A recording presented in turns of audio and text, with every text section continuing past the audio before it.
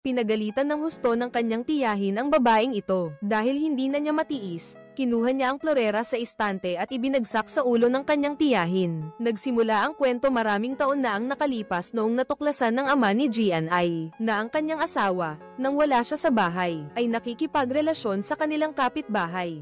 Dahil sa labis na galit, pinatay niya ang kanyang asawa. Pagkatapos, sumunod din siya rito pagkatapos lamang ng isang gabi. Naging ulila si Gianni na walang matakbuhan. Nang makita ng kanyang tiyahin na nagmana ang kanyang pamangkin ng malaking kayamanan, naghangad siyang agawin ito. Kaya nagpanggap siyang gusto niyang ampunin si Gianni. Dinala niya ang dalawa niyang anak sa bahay ni Gianni para tumira. Pagkatapos, niloko pa niya ang apong babae para ibigay ang savings account na iniwan ng mga magulang niya. Siya ay isang taong tamad, sakim, at adik sa sugal. Kaya hindi nagtagal, naubos niya ang pera sa savings account. Umabot pa siya sa puntong nagkautang ng malaking halaga sa mga sindikato. Nang dumating ang mga ito sa bahay para maningil, wala na siyang ibang magawa, kundi ibenta si Gianni sa isang mayaman para maging asawa kapalit ng 100,000 yuan. Hirap na hirap si Gianni magbayad ng utang kaya nakatakas siya pauwi. Pero pinagalitan pa siya ng lola niya at sinabihang walang silbi. Dahil hindi na niya matagalan ang ganoong buhay,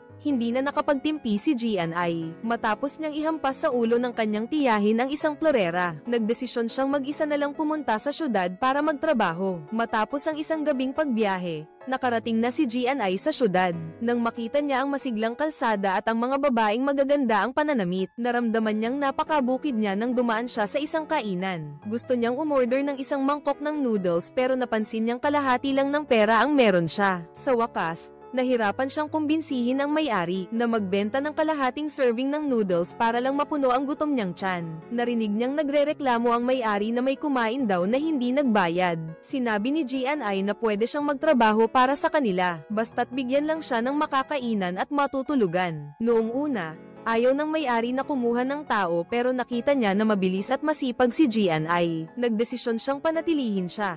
Naging abala si Gianni buong araw, hanggang gabi na bago magsara ang tindahan. Pero, ayaw ng kuripot na may-ari na popahan si Gianni. Para makapanatili, sinabi ni Gianni na kaya niyang matulog sa mesa. Pero hating gabi, nagkalat ang mga daga sa tindahan. Inaangkin pa nga nila ang mga sapatos niya. Takot na takot si Gianni nang marinig niya ang sirena ng pulis sa labas. Nag-aalala siya na baka hulihin siya, kaya hindi siya nakatulog buong gabi dahil sa pag-aalala. Kinabukasan, pagbukas ng tindahan, nakita ni Gianni ang customer na kumain sa kanila ilang araw na ang nakalipas. Ang babaeng iyon ay nagtatrabaho sa isang mamahaling bar. Nang makita niyang lasing ang babae, mabait si Gianni na ay nalalayan siya papasok sa restaurant para magpahinga. Pero pinunapan ng babae na masyadong matigas ang higa ni Gianni. Nagpumilit siyang umuwi sa bahay niya pagkatapos ng mahabang pagpupumilit. Sa huli, inihatid ni Gianni ang babae sa bahay nito. Nagpakilala ang babae bilang Eying at tinanong si Gianni kung ano ang pangalan niya. Para maiwasan ang gulo, nagsinungaling si Gianni tungkol sa pangalan niya. Sabi ni Eying, masyadong matigas ang hinihigaan ni Gianni. Kaya sinabi niya kay Gianni na pwede raw itong matulog sa sofa sa sala nila. Para raw makapagpasalamat si Gianni sa paglilinis ng bahay at paghahanda ng masarap na almusal. Maya-maya pa, may isa pang babaeng dumating. Sabi niya, Siyang daw ang pangalan niya at sales lady siya sa pinakamagandang kumpanya sa lugar. Tapos pinayuhan niya si Gianni na lumayo kay Eying dahil pakiramdam niya, napakamura ng trabaho ni Eying. Nang marinig ni Eying na may umaalipusta sa kanya, ipinaliwanag niya na kahit nagtatrabaho siya sa bar, malinis naman daw ang perang kinikita niya. Nang malaman ng amo na lilipat si Gianni, nag-alala siya na baka iwan siya nito, kaya binayaran niya ito ng 200 yuan kada buwan para manatili. Kahit maliit lang ang 200 yuan, malaking tulong pa rin ito sa kanya. Ibinigay niya ang 100 yuan kay Eying bilang upa at inilibre silang dalawa ng isang kainan. Busog na busog si Gianni. Hindi niya alam na ang dalawang bagong kaibigan na ito ay magbibigay sa kanya ng mga bagong karanasan sa kanyang pagdadalaga. Akala niya ay tahimik na lang na magpapatuloy ang kanyang buhay. Hanggang isang umaga, sinabi ni Eying na naghahanap ng bagong empleyado ang bar niya. Sabi niya kay Gianni, subukan niya raw doon, basta mag-ingat lang siya, walang mangyayari. Kaya pumunta si Gianni sa pribadong silid para suriin ng amo. Pagkatapos pumasa, nagsimula na siyang magtrabaho. Malinaw na makikita na ang mga customer dito ay mga opisyal, mga matataas na opisyal. Hindi pa naranasan ni Gian ay ang buhay nila. Hiningi ng customer na inasikaso niya ngayong araw na sumabay siya sa pagbasa ng tula. Sabi niya, dati siyang guro sa panitikan. Nang ilang linya pa lang ang nababasa ni Gian ay bigla niyang naalala ang kanyang yumaong ina. Dahil gustong-gusto ng kanyang ina ang panitikang Ingles. Noong bata pa siya, marami rin siyang natutunan mula sa kanyang ina. Naalala ang mga turo ng kanyang ina. Dali-daling umalis si Gian sa bar. Nagkataon namang umiiyak na lumapit si AC Young at sinabing nagtatrabaho siya ng husto. Buong araw siyang nagsisikap na mapaligaya ang lahat sa kumpanya. Pero kapag may nangyari, sa kanya lahat ibinabato ang sisi. Sa galit, sumulat siya ng kanyang resignation letter. Dahil kailangan ng pera, sumama si AC Young kay Ying sa bar para mag-apply. Hanggang hating gabi na siya nakauwi ng lasing na lasing. Kinabukasan, pumunta si Gian sa kainan para magtrabaho gaya ng dati. Nagkataon namang may sakit ang may-ari ngayon kaya wala siya. Alam ng may-ari na nagtatrabaho siya sa bar. Kaya inakala niyang hindi siya disenteng babae. Kaya sinimulan siyang hipuan. Hindi kinaya ni Gian ang pang-iinsultong ito kaya umalis siya agad. Pag-uwi niya, nakita niya ang uniforme ni AC Young. Kaya sinuot niya ito at pumunta sa kumpanya para palitan ang trabaho. Nagbitiw si AC Young, at pagkatapos ay dumating siya sa kumpanya. At sinabi niya sa manager na naroon siya para palitan si AC Young. Tiningnan siya ng manager na parang tanga. Pagkatapos ay sinundan ito ng mga panlalait, pero hindi natakot si Gian. Sa halip, sinubukan pa niyang kumbinsihin ang manager na kaya niyang magtiis, kahit daw maging janitor siya doon. Gayunpaman, kahit ganoon, pinalayas pa rin siya ng manager. Sa mismong oras na iyon, may empleyadong tumakbo at nagsabing walang gumagawa ng mga gawaing bahay, dahil nag-resign si AC Young. Pagkalipas ng 20 minuto, ang kumpanya ay magkakaroon ng pulong kasama ang isang importanteng partner. Nang masaksihan ito, sinabi ni Gian na kaya niyang tumulong sa kanya. Nakiusap siya sa manager na subukan siya ng isang araw nang walang bayad. Kaya pumayag ang manager na subukan siya. Para makuha ang pagkakataong manatili, itinala ni Gian ang lahat ng dapat tandaan. At nagsimula na siyang maghanda ng mga gamit sa loob ng silid pulungan. Kahit anong anggulo tingnan. Ang mga tasa ay nakahanay ng tuwid. Natutuwa ang manager na makita ito. Pinagsabihan niya si Gian na kapag nakapagtimpla na ng tsaa, pumunta sa waiting room para hintayin siya. Hindi pa gaanong nakapagpahinga si Gian nang makatanggap siya ng tawag mula sa manager. Pinapagawa siya ng isang tasa ng kape para dalhin sa importanteng bisita. Ngunit hindi pa niya nagagamit ang coffee maker, kaya medyo naguluhan siya sa ilalim ng gabay ng manager. Sa wakas, nakagawa siya, ngunit dahil sa pagmamadali, hindi niya napansin na natapon niya ang kape sa kasosyo nila. Taranta siyang humingi ng paumanhin, at dali-daling lumapit ang katulong para panasan ng kape sa amo niya. Hindi nagalit si Direktor Fuong, sa halip ay inabutan pa niya ng tisyo si Gian. Ito ang unang pagkakataon na may nagmalasakit sa kanya, simula nang pumanaw ang mga magulang niya. Pagkatapos malaman ang nangyari, tinawag agad ng manager si Gian sa opisina at pinagalitan siya. Alam mo ba na ang lalaking iyon kanina ay malaking kasosyo ng kumpanya? Paano kung makansela ang pagtutulungan na ito dahil sa kapeng iyon? Hindi kita palalampasin sa pagkakataong ito sa loob ng meeting room. Maayos na naisagawa ang pagpirma ng kontrata. Bago umalis, sinabi ni Director Fuong na umaasa siyang sa susunod na pagpunta ko. Makikita pa rin niya ang babaeng nag-serve ng tubig kanina. Nagulat ang manager nang marinig ang utos ng leader. Pagkatapos, pumunta siya sa security room para palayain si Gian. Hiningi sa kanya na dalhin ang kanyang ID bukas para tanggapin ang trabaho. Hindi makapaniwala si Gian sa kanyang narinig mula sa manager. Sabi nila nakatuloy raw siya dahil sa kabutihan ng direktor. Pag-uwi ni Gian sa bahay, nakita siya ni AC Young na suot ang damit niya at nagtataka. Ipinahayag ni Gian kay AC Young na matagumpay siyang natanggap sa trabaho. Labis na nagulat si AC Young dahil kinailangan pa niyang gamitin ang mga koneksyon niya para matanggap sa trabaho.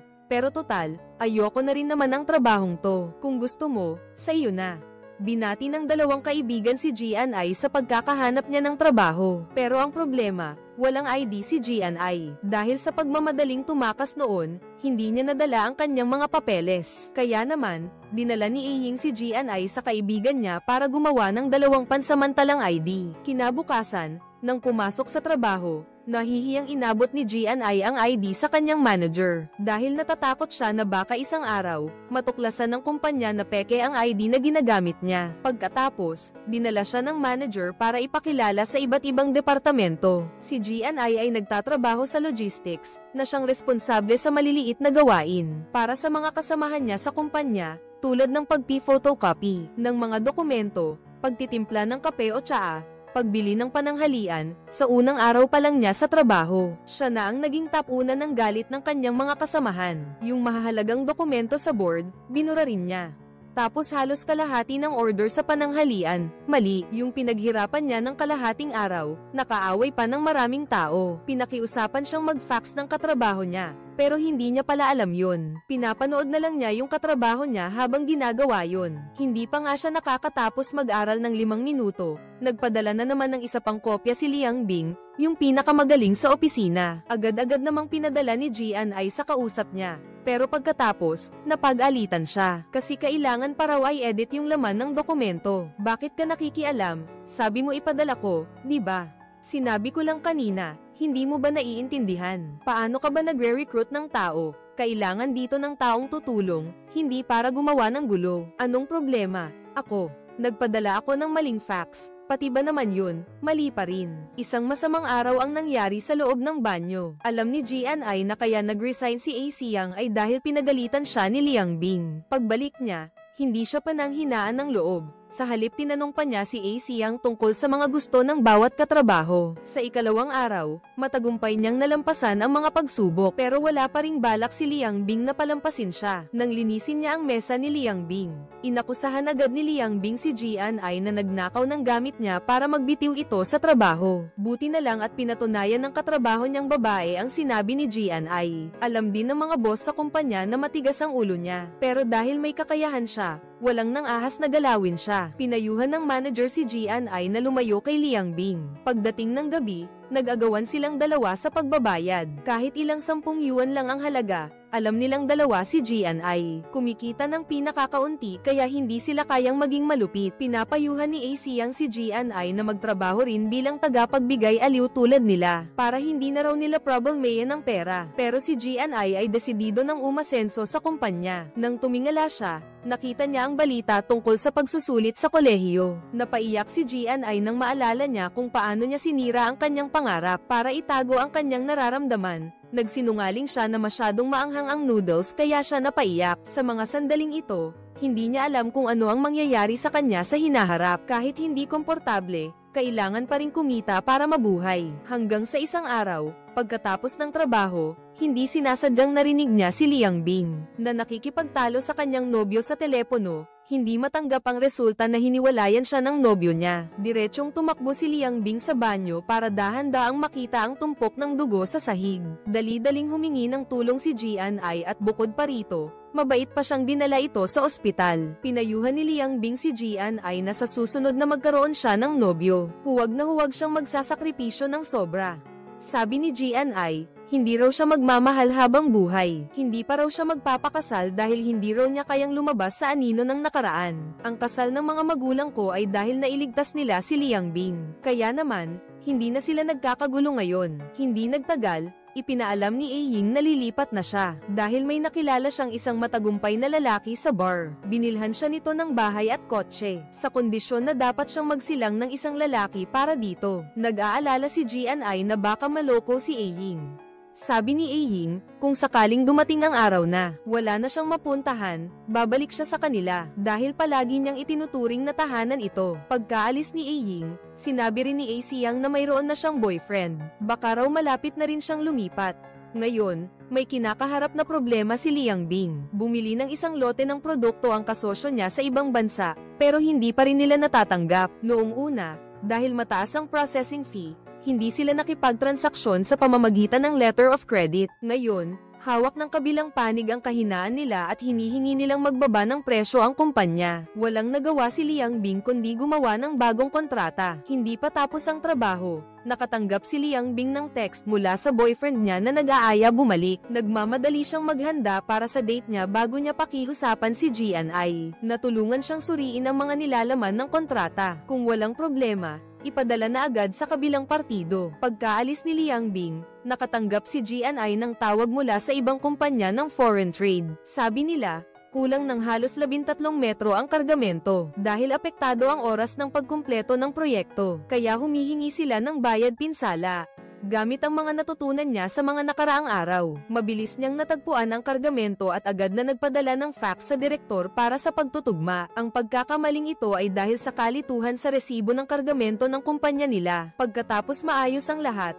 biglang napagtanto ni GNI na posibleng ang lalaking ito ay si Direktor Heng Ji, na tumulong sa kanya para matanggap sa trabaho bilang pasasalamat sa kanya. Nagpa siyang ilihim kay Liang Bing at siya na lang ang mag-aayos nito. Pagkatapos, tinawagan niya ulit si Direktor Heng Ji. Sinabi niyang mayroon silang isang kargamento na nakatigil sa Singapore. Nagkataon na iyon ang kailangan nila, basta kailangan ni Direktor Heng Ji. Ibibigay niya sa kanya ang mga dokumento at pamamaraan. Sa gitna ng pagmamadali, agad na sumang-ayon si Heng Ji. Pagkatapos noon, tinanggihan ni GNI ang hiling ng kumpanya para sa diskwento. Ipinabatid ng Singapore na kinansela na ang order. Naresolba ni GNI ang lahat ng gawain ni Liang Bing, at ang mahirap na problema ni Direktor Heng Ji sa loob lamang ng isang oras. Pagkatapos ibaba ang telepono, medyo nagsisi si Heng Ji dahil hindi niya alam kung sino ang tumulong sa kanya. Kinabukasan, ipinatawag si Liang Bing sa opisina ng boss at pinuri ng liderato dahil sa kanyang kakayahan. Hindi lang nito nailigtas ang kumpanya sa pagkalugi, kundi natulungan pa si Direktor Heng Ji na malutas ang problema. Malaki ang maitutulong nito sa ating pagpapatuloy ng kooperasyon sa hinaharap. Pilit na ngumiti si Liang Bing pero hindi niya sinabi ang totoo. Ang proyektong ito ay ginawa ni GNI bilang pasasalamat kay Liang Bing sa pag-imbita sa kanya sa kape. Pero mula ngayon, si GNI na ang magiging sunod senior ni Liang Bing. Tuwing uwian,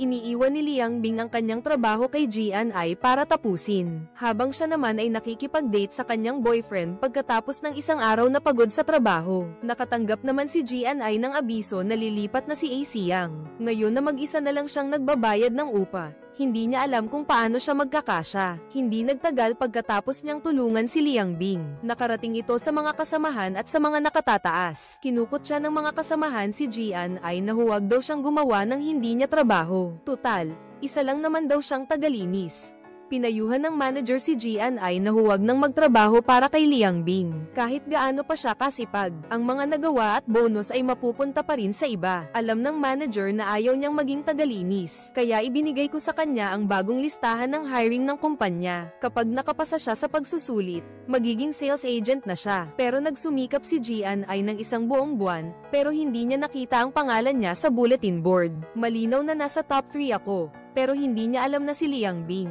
ay gumamit ng maruming taktika para pilitin siyang magpatuloy bilang janitor. Dahil nakita ni Liang Bing ang kakayahan ni GNI, kaya ayaw niyang makipagkumpetensya sa kanya. Dahil wala siyang pambayad sa upa, pinalayas siya ng landlord dahil wala siyang pambayad sa bagong upa. Kaya palihim siyang nagpalipas ng isang gabi sa pantry ng kumpanya. Nagulat ang manager nang makita niya si GNI na nakasuot. Kahit masakit magsalita, nang malaman niyang pinalayas si GNI ng kanyang landlord, pinatuloy niya si GNI sa bodega ng kumpanya. Para kay GNI, napakalaking tulong na nito. Dahil matagal nang hindi ginagamit ang bodega, sira ang pinto at ilaw. Kaya naman, kinailangan ni GNI na tumira sa silid na walang bintana, walang ilaw. Pero hindi nagtagal, dinala ng manager ang kanyang asawa. Nagpalit siya ng kandado at nag-ayos ng ilaw para sa kanya pagpasok niya sa kwarto. Pinuri ng manager si GNI sa pagiging independent. Tapos sinabi niya sa kanya ang isang importanteng balita na magpapalawak ang kumpanya ng departamento ng administrasyon. Maghahanap sila ng bagong manager dahil malapit na siyang ma-promote. Ang posisyon niya ay inihahanda niya para kay GNI. Sinabi ni GNI na ayaw niyang magtrabaho sa departamento ng administrasyon. Gusto niyang maging kasama si Liang Bing para kumita ng bonus. Pagkarinig nito, sinabi ng manager kay GNI ang totoo. Alam mo ba kung bakit kahit pasok ka sa top 3, hindi ka napili? Hindi dahil si Liang Bing ay gumawa ng paraan para sikretong pigilan ka. Kinabukasan, galit na galit si GNI at dumiretso sa mesa ni Liang Bing. Kinuha niya lahat ng proyektong ginawa niya para kay Liang Bing at nagpunta sa leader. Gusto kong iulat sa inyo na ako ang gumawa ng mga proyektong ito nitong mga nakaraang araw. GNI, binabalaan kita. Huwag kang magsalita ng kung ano-ano. Ang mga dokumentong ito ay gawa ko. Pakinggan niyo ako, ganito yan. Nagmakaawa siya, kaya ko siya pinayagan. Pwede nyo siyang tanungin. Alam yan ng lahat ng katrabaho. Ibig sabihin, yung order sa Indo, siya ang gumawa, di ba? Yung order sa Japan, siya rin ang gumawa, di ba? Kaya pala, tumawag si Director Fuong para magpasalamat sa katrabaho ni Liang Bing. Ikaw ba yung katrabaho na yun? Ako nga, lahat ng ginawa ni Liang Bing nitong mga nakaraang araw. Ikaw ang gumawa, di ba? Dapat si Liang Bing ang sumagot sa tanong na yan. Kaya pala ginawang sales staff si GNI. Nakita niyang masiglang pumapalakpak ang mga kasamahan para kay GNI. Umalis si Liang Bing ng galit at di nagtagal, inilipat si GNI mula sa bodega. Ngayon, hindi lang siya makakabayad ng upa, kundi kaya niya ring kumain ng mamahaling noodles dahil kay GNI at Liang Bing. Ipagpapatuloy niya ang proyekto ni Director Heng Ji. Sa wakas, nagkaroon siya ng pagkakataong makita si Director Heng Ji. Sinamantala niya ang pagkakataon para bayaran ang pagpapalaban ng damit nito. Walang magawa si Heng Ji nang makita ang 100 yuan sa sobra. Simula nang magbinata ako, bukod kay nanay, ngayon lang ako binigyan ng pera ng babae. Sa pagkakataong ito, muling pinaglaruan ni Liang Bing si GNI. Malinaw na magkasama silang responsable sa proyekto. Pero sinadya ni Liang Bing na gumawa ng mag-isa kaya nagkaroon ng problema ang proyekto. Inutusan siya ng leader na lutasin ang problemang ito sa anumang paraan. Buti na lang, hindi siya pinahirapan ni Director Heng Ji, kaya naayos ang lahat ng maayos. Unang beses sumali si GNI sa regular na pulong ng kumpanya. Inutusan ng leader ang lahat na magpasa ng pinakabagong ulat ng datos sa kanya. Abala si Liang Bing sa pag-ibig kaya napabayan ang trabaho, kaya hindi niya nagawa ng tama ang hinihingi ng boss, samantalang si GNI ay naghanda ng detalyado ng mga datos. Nang makita ni Liang Bing na pinuri ng boss si GNI, palihim niyang pinunit ang isang pahina sa dokumento ni GNI para maglabas ng galit, ngunit ang balak niya ay madaling nalutas ni GNI. Nang mapansin niyang kulang ang dokumento, agad na nagpaprint si GNI sa tagalinis ng isa pang kopya para sa kanya. Pagkatapos ng maraming buwan ng pagsisikap, nagsimula ng kumontak si GNI sa mga kliyenteng dayuhan para tulungan ang leader na makapirma ng isang malaking kontrata. Ang leader na ito ay ang Senior Executive Director ng Departamento ng Negosyo. Sinabi ni GNI na gusto niyang ma-promote pero tinanggihan siya nito agad. Sa kakayahan mo, malayo pa. Di nagtagal, sa pagtitipon ng kumpanya, ang manager na na-promote bilang direktor ng benta ay nangunguna pa rin. Ang nakakagulat, si GNI ang nanguna sa departamento ng benta. Gayunpaman, nang umakyat siya sa entablado para magbigay ng kanyang saloobin, binago niya ang nilalaman. Sinabi niyang hindi niya kukunin ang kanyang bonus, ngunit gusto niyang ma-promote para makasama ang direktor. Ipinahayag ng presidente sa harap ng lahat na kung sa susunod na taon ay manggana pa rin siya, ay makakatrabaho niya ang direktor. Dumating na ang bagong taon. Lahat ng katrabaho ay umuwi na sa probinsya para magdiwang ng bagong taon. Si GNI lang ang nasa opisina. Tinanong siya ng manager kung bakit hindi pa siya umuwi. Nagsinungaling si GNI na nakabili na siya ng tiket at aalis na siya maya-maya. Nag-aalala ang manager na baka may di naramdam siya kaya gusto siyang isama pa uwi sa probinsya para magdiwang ng bagong taon. Kasing edad din ni GNI ang panganay niyang anak. Gayunpaman, tumanggi siya pagkaalis ng manager. Mag-isang pinanood ni GNI ang makukulay na paputok sa labas. Naalala niya ang kanyang mga magulang na pumanaw na. Dati rin siyang may pamilya, dating minahal, pero ngayon nag-iisa na lang. Pagkatapos ng bakasyon, balik na sa trabaho ang lahat. Si Liang Bing at ang boyfriend niya, gaya ng dati, madalas pa ring mag-away. Ngayon, malaking problema ang nangyari na seryosong nakaapekto sa trabaho. Kinukulit ng kliyente na ayusin, pero hindi niya sinasagot ang telepono. Walang magawa si GNI sa nakikita niya. Maya-maya, bigla siyang ipinatawag ng boss sa opisina. Ipinagkatiwala sa kanya ng direktor ang 3 kontrata. Sabi niya, kung makumpleto raw niya ang 3 order na ito, siguradong magiging number 1 si GNI ngayong taon. Pagbalik sa opisina, sinagot ni GNI ang telepono para kay Liang Bing. Sa kabilang linya, si Director Heng Ji. Sabi niya, nagkaroon ng malaking problema sa order niya. Ang ugat ng lahat ng kasalanan ay si Liang Bing. Sinabi ni GNI na hindi siya si Liang Bing, kundi si GNI. Pagkarinig nito, binaba ng lalaki ang telepono. Pero pagkababa niya, nagalit siya ng husto. Dapat niyong malaman na pinaghirapan niya ng husto para makamit ang tagumpay na ito. Dahil ang nanay niya ay pangalawang asawa at siya ay anak sa labas. Hindi siya binigyan ng tatay niya ng opisyal na pangalan. May isa ring anak sa bahay na madalas siyang apihin. Kung hindi niya malulutas ang problemang ito, lahat ng pagsisikap niya sa harap ng tatay niya ay mawawalan ng saysay. At saka, sa susunod na meeting ng board. Baka matanggal pa siya pagkatapos marinig ang boses ni Director Fang. Hindi na kasing kalmado si GNI. Tinawagan niya ulit si Director Heng Ji at sinabing kaya niyang tulungan itong malutas sa takdang oras. Pagkatapos, hinati niya ang 3 kontrata na binigay sa kanya ng bagong direktor sa ibang mga kasamahan para sila ang gumawa.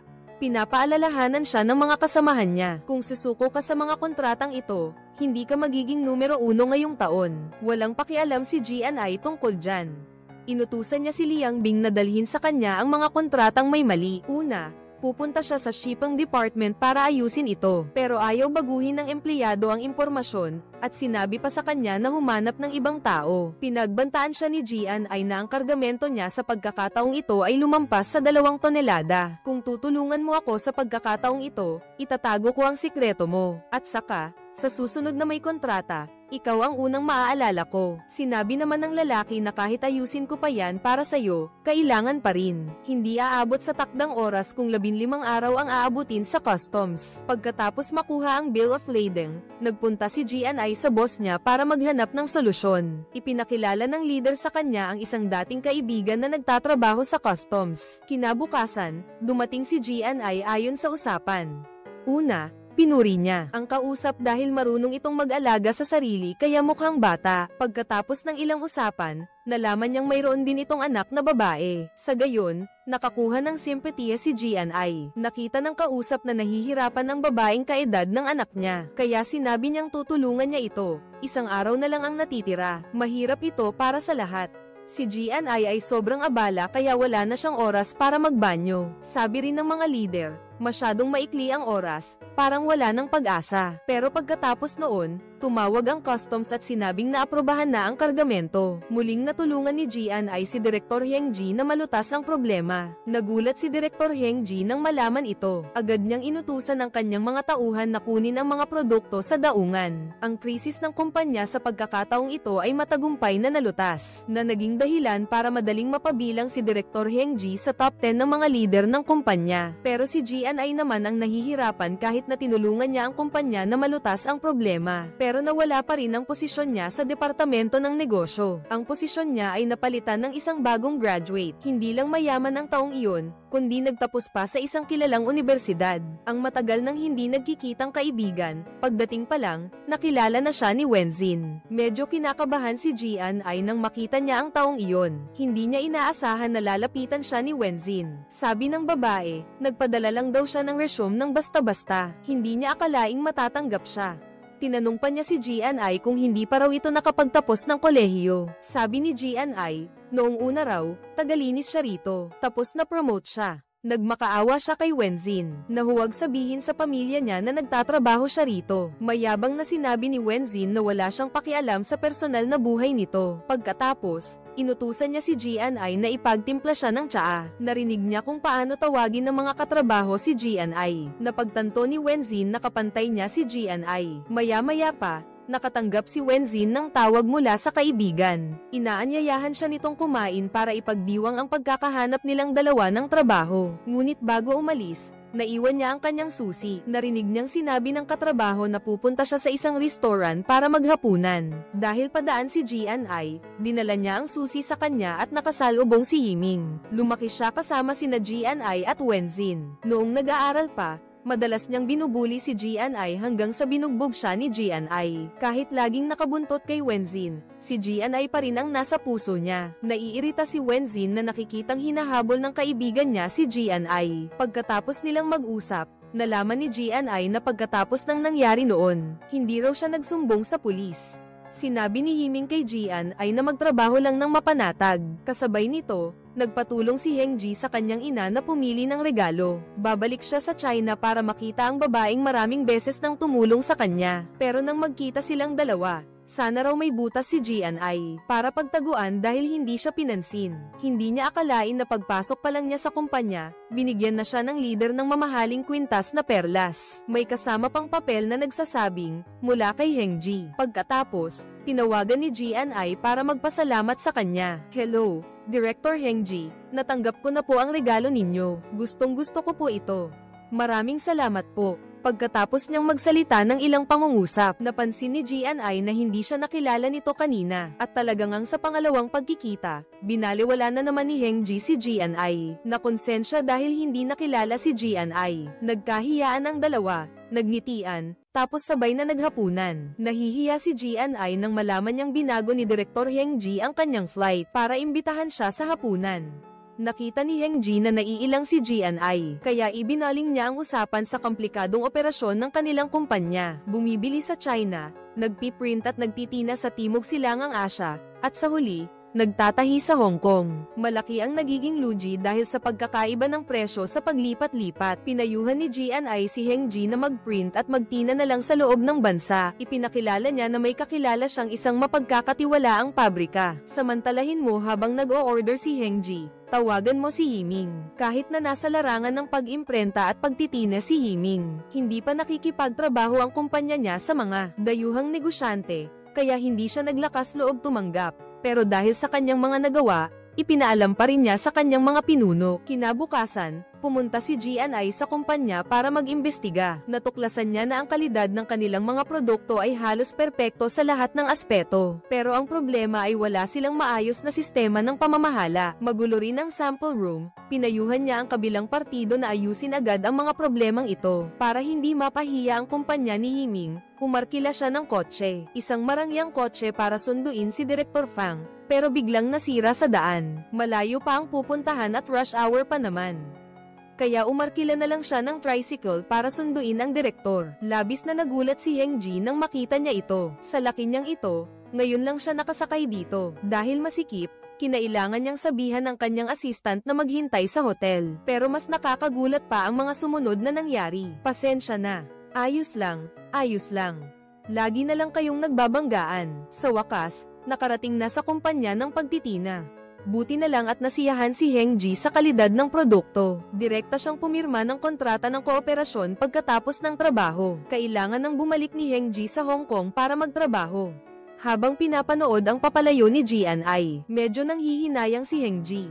Para magpasalamat, binigyan ni Yiming si GNI ng komisyon, pero hindi niya tinanggap. Pagkatapos, umamin si Yiming kay GNI. Simula pagkabata, gusto na kita. Pwede ba kitang maging girlfriend? Agad nagbago ang tono ni GNI at sinabing hindi siya makikipagrelasyon. Pagkasabi niya noon, tumayo siya at umalis, pero hindi sumuko si Yiming. Pumunta pa siya sa mismong kumpanya ni GNI para magtapat. Nakita at narinig ni Wenzin na binasted si Yiming. Tuwang-tuwa si Wenzin, at dahil dito, mas lalo siyang nagalit kay GNI. Sa loob ng 4 na taon sa kolehiyo, halos hindi kami naghihiwalay ni Yiming. Pero simula nang dumating si GNI, nagbago siya. Sa galit niya, binali niya ang kanyang ballpen. Maya-maya, binigyan siya ng leader ng card para makadalo sa exhibition. 5 lang sa buong kumpanya ang makakasali. Kinuha lang ni GNI ang ID para sa booth para makaganti. Sadyang pinahirapan ni Wenzin si GNI. Sa wakas, natapos din. Napahanga ni GNI si Wenzin. Dahil sa matagal na nilang pagkakaibigan, pinayagan siyang pumasok sa exhibition. Dahil gusto niyang matuto ng kaunting kaalaman sa negosyo. Sabi ni Wenzin, saka na raw niya pag-iisipan. Talagang mapanlin lang siya. Pinaasa muna si GNI, pero kinabukasan, dumiretso na siya sa hall. Nagkunwari siyang hindi nakita si GNI, at inosente namang sinabi ni GNI na sasama siya. Agad namang pinalayas ng security si Wenzin kahit na maraming paraan na siyang naisip, pero hindi pa rin siya nakapasok. Bumalik si GNI sa kumpanya na dismayado at nakasalubong si Yiming. Lumabas na gusto rin niyang dalhin ang kanyang produkto sa exhibition para mag-promote. Sinabi ni GNI na hanapin niya si Wenzin dahil mas may kakayahan ito kaysa sa kanya. Pagkatapos malaman ang mga nangyari, pinuntahan ni Yiming si Wenzin kahit nagalit pa rin si Wenzin. Pero nakita niyang humihingi ito ng tawad ng sinsero at binigyan pa siya ng napakagandang sutlang panyo. Sa wakas, pumayag siyang magpasalamat. Sabi ni Yiming, hihintayin niya raw itong matapos sa trabaho para magsabay silang maghapunan. Kinagabihan, sinadya ni Yiming na lasingin si Wenzin. Tapos kinuha niya ang ID nito at nagpahanap ng gagawa ng peke. Kinabukasan, pagpasok ni Wenzin sa trabaho, napansin niyang nawawala ang ID niya. Agad-agad na lumapit si Yiming at sinabing nalasing raw ito, kaya naiwan daw nito sa kanya. Pagkatapos magpaalam kay Wenzin, dinala ni Yiming ang ID kay GNI. Hindi na nagtanong si Jian-ai kung saan niya ito nakuha. Dahil sa kanyang pagiging mausisa, nagmadali siyang pumunta sa exhibition. Pero syempre, hindi may tatago ang katotohanan. Natuklasan ng leader na nagpapanggap si Jian-ai. Kaya nagalit siya at ibinaba siya sa posisyon ng tagalinis. Tuwang-tuwa si Wenzin sa resulta. Isang babaeng hindi nakapag-aral sa kolehiyo. Paano makakapantay sa kanya, sa harap ng taong nagtaksil? Sinabi ni Wenzin na hindi na niya ito kakausapin. Kahit magpadala ng regalo si Yiming sa kanya, ibabalik niya ito. Walang hiyang tumayo si Yiming sa tuktok ng gusali. Hawak ang tela, nagmamakaawa ng kapatawaran. Ipinapangako ko na hindi ko na siya ipagkakanulo. Sa puntong ito, naiyak si Wenzin dahil simula nang dumating si Jian-ai, nagbago na siya. Ginagamit pa nga niya ako. Dumating dito si Direktor Heng Ji sa kumpanya para mag-inspeksyon. Napansin niyang wala si Jian-ai sa team na sumali sa meeting. Pagkatapos magtanong-tanong, nalaman niyang nagamot pala siya. Nanghihinayang man siya, wala siyang magawa dahil hindi naman sa kanya ang kumpanyang ito. Pagkatapos, nagdahilan siyang magkakape para makita si Jian-ai. Sinabi niyang pumunta siya sa kumpanya para makipagtawaran at naging matagumpay ang negosasyon. Sa wakas, pinatawad na ni Wenzin si Yiming. Paglingon niya, nakita niyang dumating din si Jian-ai. Humingi ng tawad si Jian-ai kay Wenzin dahil ginamit niya ito para gumawa ng ID. Sa salita, sinabi ni Wenzin na pinatawad na niya. Pero nang makita niyang walang tigil na kinukuhaan ni Yiming ng pagkain ang isa, at binabaliwala siya, nagsimula na naman siyang magpanggap. May balita kamakailan, nabasa niyo na ba? Anong balita? Balita tungkol sa isang babaeng pinatay ng kanyang asawa. Nabalitaan ko na malapit lang sa bahay ko ang pinangyarihan ng krimen. Parang may ibang lalaki raw yung babae. Tapos nahuli raw ng asawa niya. Pagkarinig ni Jian-ai, bigla siyang tumayo at umalis. Nang makita niyang sinasadya ni Wenzin na ungkatin ang nakaraan ni Jian-ai. Para mapahiya siya, maya-maya'y nakatanggap si Jian-ai ng text mula kay Heng Ji. Sabi niya naliligaw siya. Pero pagkatapos nilang magkita, hindi siya nagmamadali. Bumili pa siya ng ice cream para kay Jian-ai.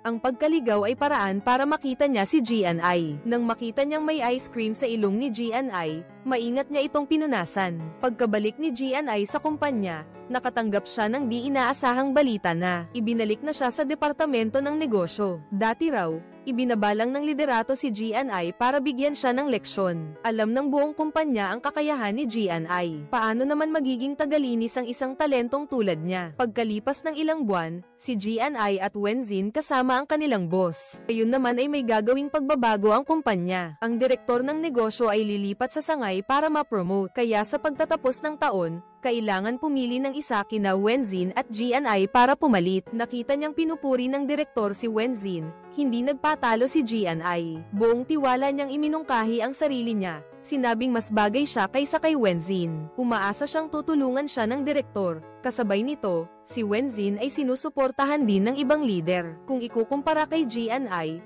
baguhan man si Wenzin, mataas naman ang pinag-aralan. Mas karapat dapat siyang imungkahi. Kaya naman hindi niya palalampasin ang pagkakataong ito. Nang walang nakatingin, dinrawingan niya ang litrato ni Jian-ai dahil sa inggit. Pagkatapos, ginamit niya ang koneksyon ng pamilya niya para tumawag. Kung iboboto niyo siya, siguradong malalampasan niya agad si Jian-ai. Samantalang si Jian-ai, hirap na hirap dahil wala siyang koneksyon. Wala rin siyang kaibigan kaya binabaliwala siya ng lahat. Hindi niya alam ang gagawin kaya nagsumbong na lang siya sa dating manager niya. Sabi ng manager, may aayos daw ng problema niya. Naawa si manager kay Jian-ai kaya handa siyang tulungan ito. Suportado rin ng direktor ng negosyo si Jian-ai. Handa siyang ilipat ang ilan sa mga kontrata niya sa kanya. Nang mapansin ni Jian-ai, tinanong niya ang dating manager kung ano ang nangyayari. Sabi ng manager, gusto raw nilang tulungan siya ng direktor. Sabi ni Jian-ai, gusto lang niyang umasa sa sarili niyang kakayahan. Para makamit ang tagumpay,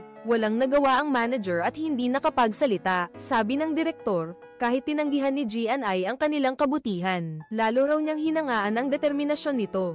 Kasabay nito, pinipiga ng Heng Ji ang presyo ng kumpanya ni Yiming, kaya bumaba ng husto ang kanilang kita kamakailan. Matapos makuha ang pahintulot ng mga pinuno, iminungkahi ni Yiming na baguhin ang modelo mula pabrika patungo sa kumpanya, upang tulungan ang kumpanya na makabangon. Nalaman ni GNI na pinipilit ni Direktor Heng-ji na ibaba ang presyo ng kumpanya ni Yiming. Gumamit si GNI ng kanyang ganda para makipagkita kay Heng-ji. Dinala niya ito sa bar para panoorin ang mga magagandang babae na sumasayaw. Nahihiyang tinakpan ni Heng-ji ang kanyang mukha dahil wala siyang interes sa mga babaeng ito. Hindi niya alam kung ano ang iniisip ni GNI at pinapapili pa siya ng babae. Sinabi ni GNI sa kanya na wala siyang interes. Siguro, may mga kliyenteng gusto ang ganitong klaseng pagtrato. Pero hindi ko talaga gusto to, Heng-ji. Nagkamali ka ng akala, dapat ikaw ang nagkakamali sa akin. Hindi ito katulad ng iniisip mo, hindi rin ako ang taong iniisip mo. Sinabi kong pumili ka ng damit, hindi ng tao. Sa puntong ito, nalaman nilang dalawa na nagkaintindihan sila. Gayunpaman, sa pagtingin sa mga damit sa harap niya, sinabi ni Heng-ji na hindi siya mamumuhunan. Kahit maganda ang kalidad ng produkto, kulang ito sa disenyo at sariling tatak. Mahirap panatilihin ang isang tatak na hindi pa lumalabas sa merkado. Pero nakita niyang malungkot silang dalawa. Medyo naaawa rin siya. Kaya naman nabanggit niya ito sa pulong ng kumpanya. Iminungkahi niyang magtayo ang kumpanya ng pabrika sa loob ng bansa para maging kontrolado ang produksyon. Nang marinig ito ng kanyang ama, agad itong tumanggi dahil ayaw niyang sumugal. Pero dahil nagpakiusap ang kanyang kuya, pumayag din siya. Maya-maya, nakatanggap si GNI ng magandang balita mula kay Heng-ji. Nang marinig ito ni Wenzin, sinuri niya ang kanyang mga nagawa. Ngayon ay tabla na sila. Kung makukumpleto ni GNI ang kontrata ni Yiming, edi mawawasak ang pangarap kong maging direktor. Kaya naman, kusa siyang lumapit kay GNI. Sinamantala niya ang paggamit ni GNI ng peking diploma para takutin ito na ibigay sa kanya ang kontrata ng Yiming. Pero hindi pumayag si GNI. Pinili niyang sabihin ang totoo sa meeting. Peke po lahat ng diploma ko. Pasensya na po at binaygo ko ang tiwala ninyo. Sa galit, binali ni Wenzin ang kanyang ballpen nang marinig niya ito. Kahit maging direktor ako, hindi ko pa rin siya matatalo. Para na ring ipinasa sa akin ni GNI ang posisyon.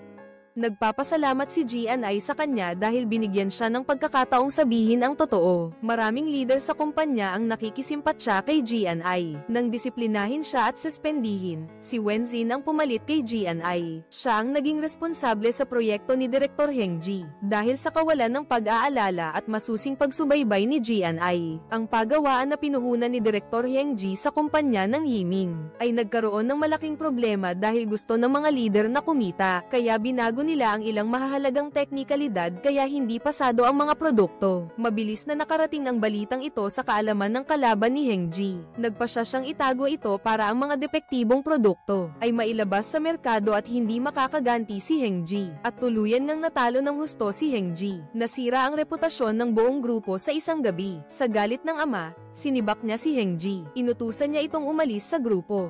Hindi rin makahanap ng trabaho si GNI dahil wala siyang diploma. Hindi rin alam kung sino ang nagpakalat ng balitang gumamit siya ng peking diploma. Nang mapunta sa alang-alang sitwasyon si GNI, nagdesisyon si Heng-ji na magtayo ng sarili niyang kumpanya at magsimulang muli. Inimbitahan niya si GNI na magtrabaho kasama niya sa unang araw ng trabaho. Hiningi ni Heng-ji kay GNI na kontaken ang 5 kasosyo. Isang araw ng pagtatrabaho ng husto ngunit walang nakuhang resulta. Siya ay naging istrikto sa mga sumunod na araw. Araw-araw ay napapagalitan si GNI. Nagtatrabaho silang dalawa ng husto. Kahit kalahating buwan ay walang nakuhang kontrata. Hindi pa nakakalayo ay malapit ng magsara. Dahil masama ang timpla ni Heng-ji, kay GNI niya ibinunton ang galit niya. Matigas din ang ulo ni GNI. Sinabi niyang hindi na siya magtatrabaho. Pero habang sinusulat niya ang kanyang resignation letter, bigla siyang nakatanggap ng tawag mula sa isang partner. Sabi ng kausap niya, gusto nilang umorder sa kumpanya nila. Sa sobrang tuwa ni GNI, nakalimutan niya ang pagtatalo nila kanina. Nang marinig ni Heng-ji na customer mula sa Southeast Asia, natuwa rin siya. Kinabukasan, sinamahan ni GNI si Heng-ji para makipagkita sa customer. Pero ang kausap nila ay isang manyak, at hindi marunong uminom si GNI. Kailangan ko ring uminom kasama niya para mapirmahan ang kontrata. Ininom mo raw ng isang lagok ang buong bote ng alak. Pero habang pumipili ng sample, sinimulan ka raw niyang kapain at sinabing napakasama raw ng puting tela na pinili mo. Parang damit daw sa burol. Pagkarinig mo raw, binato mo siya ng bote at umalis. Iniwan mo raw ang kliyente at tumakbo. Hindi raw akalain ni Heng-ji na marahas ka pala. Sinabi mo raw na bago mamatay ang tatay mo, Iniwan niya sa iyo ang isang puting damit. Kinabukasan, namatay raw ang mga magulang mo sa aksidente sa sasakyan. Nakonsensya raw si Hengji at pumasok mismo sa tindahan para ibili ka ng puting damit. Ang red along ito ay nagpasaya kay Jian-ai buong gabi. Tila nakita na naman niya ang masayang alaala nila ng kanyang ina sa nakaraan. Ang hindi nila inaasahan ay ang kliyente. Nakagabi ay nasaktan, ay pumayag pa ring makipag-ugnayan. Magkasama silang nagtanghalian para ipagdiwang ang araw na ito. Suot pa ni Jian-ai ang perlas na bracelet na bigay ni Hengji. Pagkalipas ng ilang panahon, bumalik na ang ina ni Hengji mula Singapore. Kinumbinsin niya ang kanyang anak na humingi ng tawad sa kanyang ama para hindi na siya maghirap dito. Gayunpaman, tinanggihan ni Hengji sa galit. Pinutol ng ina ang kwintas na bigay ng anak niya. Lumabas na ang apelyido ni Hengji ay sa ina niya noon pa man. Hindi siya kailanman tinanggap ng grupo ng pamilya. Ito rin ang dahilan kung bakit gusto niyang patunayan ang sarili niya. Sinubukan ni Jian-ai na aliwin siya pero hindi niya maibsan ang sakit sa puso nito. Hindi niya matulungan si Hengji sa problema niya sa pamilya. Kaya't nagpa siya na lang siyang ayusin ang bilog para matulungan siyang palagwin ng kumpanya. Dinala ni Hengji si Jian-ai sa ibang bansa para sumali sa bidding ng kumpanya ng kanilang pamilya. Kahit anong gawin ni Hengji, dahil sa balita tungkol sa mga substandard na produkto noon, at dahil na rin sa panghihimasok ng kanyang ama, nawala ang pagkakataon niya. Pagkatapos nito, pinili niyang sumuko sa sarili niya, dahil hindi niya matagalan ang panlalamig ng kanyang ama at ang pagiging anak sa labas. Bumangon ka, bakit ka nagkakaganyan? Kahit hindi ka na kailangan ng buong mundo, anong problema? Ano man ang mangyari, nandito lang ako. Huwag ka nang ganyan. Pwede ba? Hindi pa nga malinaw kung ano kayong dalawa. Bigla na lang lumipad si Yiming sa ibang bansa para magdiwang ng kaarawan ni Jian-ai. May cake, may bulaklak, at may romantikong tunog pa ng violin. Nang makita niya ang eksenang iyon, umalis si Hengji na bigo. Malungkot siyang naglalakad sa daan at muntik nang mabangga ng sasakyan. Ang nagmamaneho pala ay dating kaklase niya. Sabi niya, kakatapos lang daw nilang maghiwalay ng boyfriend niya. Gusto niyang imbitahan si Hengji na sumama sa party para inisin ito. Agad namang pumayag ang dating kasintahan ni Hengji nang marinig niya iyon. Makikita na nagkamali ng akala si Hengji na papayag si Jian-ai na ibigin si Yiming. Napansin agad ng kaklase niyang eksperto sa pag-ibig na may problema siya. Kung may gusto ka sa isang tao, humanap ka ng paraan para makuha siya. Huwag kang umupo dyan at magduda sa buhay mo.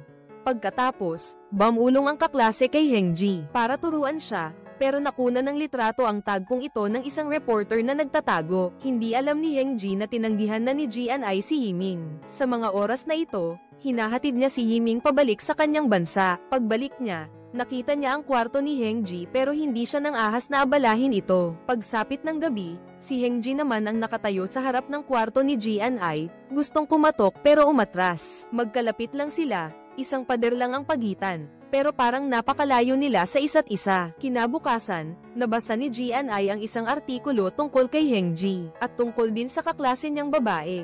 Nagalit siya at pumunta sa airport para umuwi. Hinabol siya ni Hengji at napagtantong nagseselos si Jian-ai. Doon niya lang nalaman na tinanggihan pala nito si Yiming. Agad niya itong dinala para makilala ang kanyang kaklase. Ipinaliwanag ng kaklase na magkaibigan lang sila ni Hengji noong nag-aaral pa. Sinamantala ni Hengji ang pagkakataon para umamin kay Jian-ai. Gusto niyang maging girlfriend si Jian-ai, pero hindi ito sumagot ng oo o hindi. Pinili niyang magpatuloy sa pagpupursigi kasama siya. Ang bilis ng panahon, lumago ng husto ang kumpanya ni Hengji. Sa ngayon, mayroon ng ilang daang empleyado ang kumpanya. Si Jian-ai ang direktor ng operasyon, pero pagkalipas ng ilang panahon, biglang nagkaroon ng krisis sa pananalapi ang kumpanya.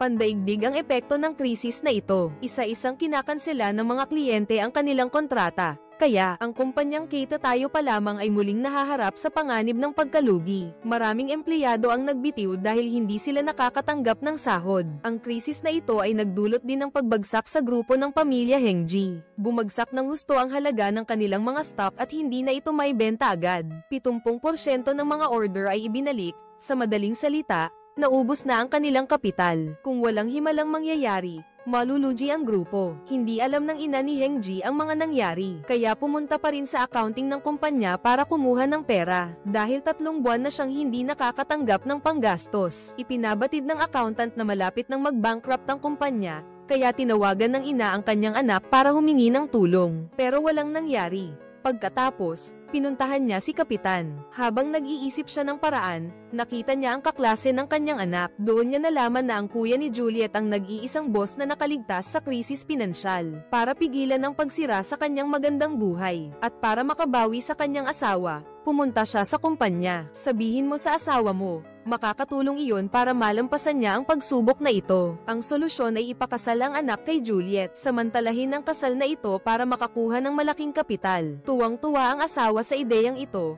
Hindi nila alam na nagmamahalan na sina Heng-ji at Jian-ai. Para sorpresahin si Jian-ai, itinago niya rito na pumunta siya sa ibang bansa para ayusin ang mga papeles ng kasal. Ngunit habang inaayos ang mga papeles, pinauwi siya ng mga magulang niya. Pinilit siyang pakasalan si Juliet. Sinabi pa nilang isang bato na pumapatay ng 2 ibon ang bagay na ito. Hindi lang makakaligtas ang kumpanya, kundi mas magiging matatag pa ang pundasyon niya. At saka, kung papayag siya, dadalhin niya ang apelyido ng pamilyang ito. Pagkarinig ni Heng-ji, agad siyang umalis. Puro gulo na lang ang inuuwi niya. Pagkatapos, pumunta siya sa matalik niyang kaibigan para magsumbong. Sinabi ng kaibigan niya na may mga bagay na siyang nalaman. Ang kumpanya raw niya ay mabilis na umunlad dahil sa suporta ng kanyang ama.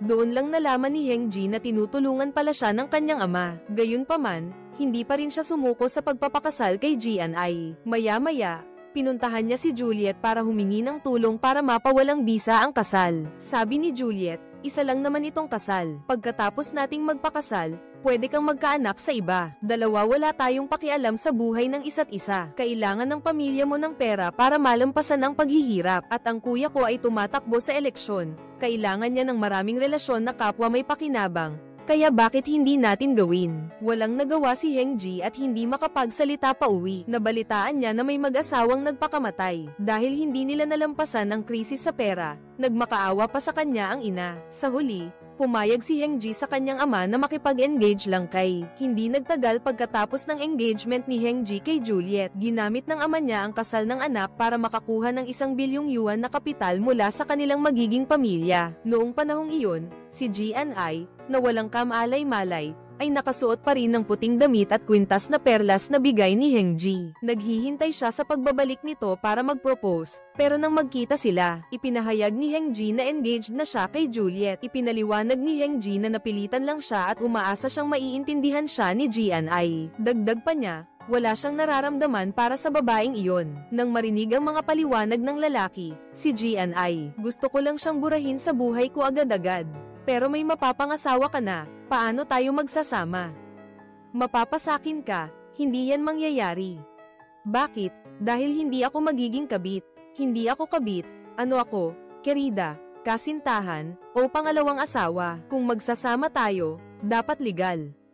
Kaya pala naghiwalay kayo dahil nakabawi na ang korporasyon. Kaya isinama ang kumpanya ni Heng-ji sa korporasyon. Siya ay naging vice-presidente ng kumpanya. Si Jian-ai naman ay naging pangkalahatang tagapamahala ng foreign trade. Hawak niya ang 5% ng mga sapi ng kumpanya, ngunit nang marinig niya ang pansamantalang benepisyo, hindi natuwa si Jian-ai. Sa halip ay nag-impake siya at lumayo sa lalaking ito. Ipinaliwanag ni Heng-ji na hirap siyang mapansin ng kanyang ama. Sabi ni Jian-ai, wala na siyang pakialam sa kahit ano. Ang gusto lang niya ay mapanatili ang kanyang dignidad, at ayaw niyang tularan ang kapalaran ng kanyang ina. Matapos sabihin na walang kinabukasan ang dalawa, nagpasya siyang umalis. Hindi nagtagal, nagtayo siya ng sarili niyang maliit na kumpanya. Muling naganap ang taunang trade exhibition. Ngunit sa pagkakataong ito, nasa ibang posisyon na si Jian-ai. Dito niya muling nakita si Wenzin na mapanlinlang. Kinutya ni Wenzin ang kumpanya niya bilang multo. Hindi man lang daw makabayad ng empleyado.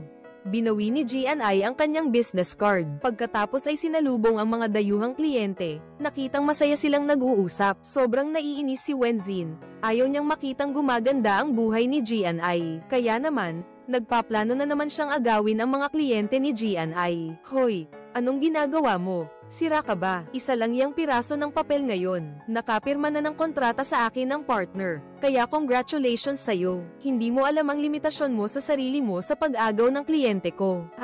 Bakit mo nasabing kliyente mo? Ako ang nakipag-usap sa kanila. Hindi ka pa nakakapirma ng kontrata sa kanila. Kung gusto mo pa akong kalabanin, hindi ko na palalampasin ang kahit sinong kliyente mo sa susunod.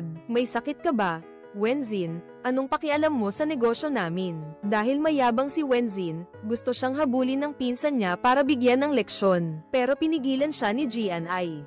Gusto niyang manalo sa pamamagitan ng kanyang kakayahan. Dahil umalis si GNI, naapektuhan ng malaki ang kumpanya ni Hengji. Inamin ng katrabaho na pumalit kay GNI na limitado ang kanyang kakayahan. Iminungkahi niya kay Hengji na tawagan si GNI para bumalik sa trabaho. Dahil nangako siya sa kanyang ama na palalaguin niya ang kumpanya ng mabilis. Kaya pinuntahan ni Hengji si GNI para kumbinsihin siyang bumalik sa kumpanya. Sabi pa niya ayaw niyang makita siyang nagdurusa. Pero nagmatigas si GNI pagkaalis ni Hengji. Umiiyak na tumakbo ang pinsan niya at sinabing nahimatay siya at isinugod sa ospital. Nang malaman ni GNI, agad siyang pumunta sa ospital. Pagkatapos siyang suriin ng doktor, nalaman niyang ang pagkakabato niya noon ng plorera kay GNI ang sanhi ng pagbara. Barado ang mga ugat sa utak. Lumala ang sugat sa paglipas ng panahon at nagdulot ng malaking problema. Dahil sa yuto kaya nagkakaganyan ang nanay ko. Tumahimik ka, lahat kami minamalas kapag kasama ka. Nang makita niyang walang tigil na iniinsulto ng kapatid niyang lalaki si GNI, umiiyak na nagmakaawa ang kapatid niyang babae kay GNI na mag-ipon ng pera para iligtas ang nanay nila. Wala nang ibang magawa si GNI kundi magpakapal ng mukha at humingi ng tulong sa kanyang manager. Pero kailangan ding unahin ng manager ang kanyang pamilya. Kaya 10,000 lang ang naipahiram niya sa kanya. Malayo pa ito sa sapat para sa operasyon. Ang hindi niya inaasahan, nagpahiram din si Liang Bing ng 10,000 kaya labis na naantig si GNI. Pagkatapos, humingi siya ng tulong kay Yiming. Pero hindi lang siya nag-bankrupt, nagtatago pa siya sa mga inuutangan. Hindi niya kayang tulungan ang sarili niya. Wala nang magawa si GNI kundi tawagan ng isang taong kilala niya. Pero nang marinig niya ang boses ng lalaking iyon, nagmadali siyang patayin ang telepono dahil natatakot siyang hindi niya matanggihan si Hengji. Para sa pera, isiniwalat ng pinsan niya kay Hengji ang lahat ng tungkol sa ina niya nang hindi nalalaman ni GNI. Para makuha ang pera nito, umiyak siya at sinabing magtatrabaho siya ng husto para bayaran ito. Kaya hindi na kailangang mag-alala si GNI tungkol dito. Labis na nadismaya si GNI nang marinig ito. Sabi niya, naglalabas ito ng pera dahil gusto nitong magpatuloy sa kanya. Sigurado siyang malapit na siyang magbayad ng utang, at tama nga ang hinala niya. Hiningi ni Hengji kay GNI na pumirma sa kasunduan na tanggapin ang posisyon bilang CEO at 5% na bahagi. Dati na niyang tinanggihan ito.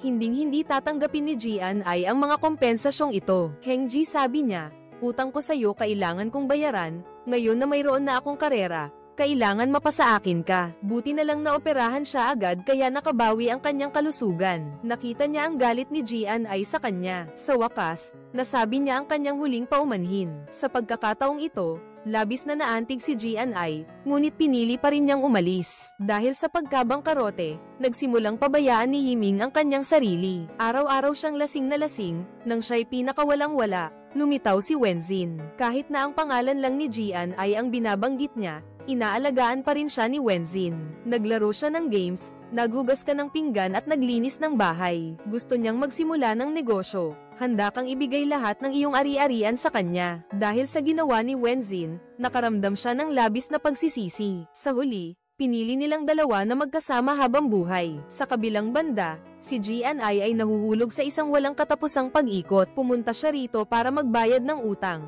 Pero palagi siyang ginugulo ni Hengji tungkol sa pag-ibig. Pinipilit ni Hengji si GNI na aminin ang pagmamahal niya. Hindi niya alam na sinira ng ina ni GNI ang pamilya dahil sa immoral na pag-ibig. Nang makita ni GNI na makasarili ang kausap, pinutol niya ang kwintas na bigay nito sa kanya. Nitong mga nakaraang araw, bumaba ng husto ang kita ng Wenzin. Dahil inagaw ni GNI ang mga kliyente, galit na galit si Wenzin. Ipinahayag niyang babawiin niya ang lahat ng sa kanya. Nang puntahan ni Wenzin ang kliyente, sinabi nito na nakipag-ugnayan na sila sa Hengji Group. Galit siyang umalis at sadyang naghintay sa harap ng gate para kay GNI. Nang makita ni GNI na napahiya si Wenzin at nagalit, sinabi niyang sinadya niya iyon para makaganti sa mga nagawa nito noon. Kung wala akong kakayahan, kaya hindi rin ako hahabulin ng mga kliyente mo. Anong karapatan mong makipag-usap sa akin tungkol sa kakayahan? Dapat matuto ka munang maging taong may moral. Anong ibig mong sabihin? Ang alam mo lang ay agawin ang mga gamit ng iba. Mula sa mga kliyente hanggang sa mga lalaki, marami nang naririnig si G&I na ganyang mga chismis. Si Heng-ji ang sumire sa kanyang kalinisan, pero hindi siya makasagot dahil hindi pa niya nababayaran ang utang niya. Pumunta si Heng-ji sa ibang bansa para bisitahin ang kanyang ina.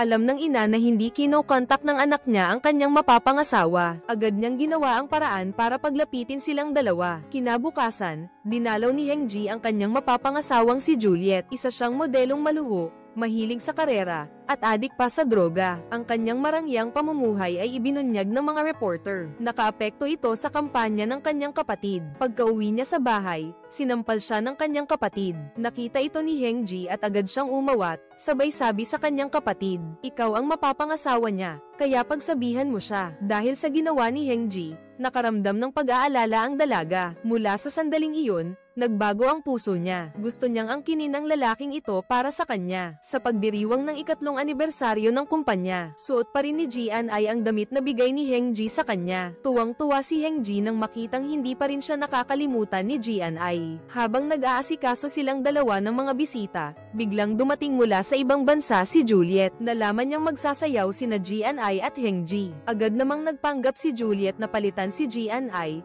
Maya-maya pa'y dinala ni Wenzin si Yiming sa party. Hindi pa nagtatagal nang maging opisyal ang dalawa. Nang makita si Wenzin, naghanap ng dahilan si Juliet para apihin si G&I para ipakita na siya ang amo. Sinasadya niyang sabihin na masikip ang sapatos niya, at pinakiusapan si G&I na personal na dalhin ng isang pares ng sapatos na mababa para palitan siya. Nakatayo lang sa tabi si Heng-ji, nakatingin.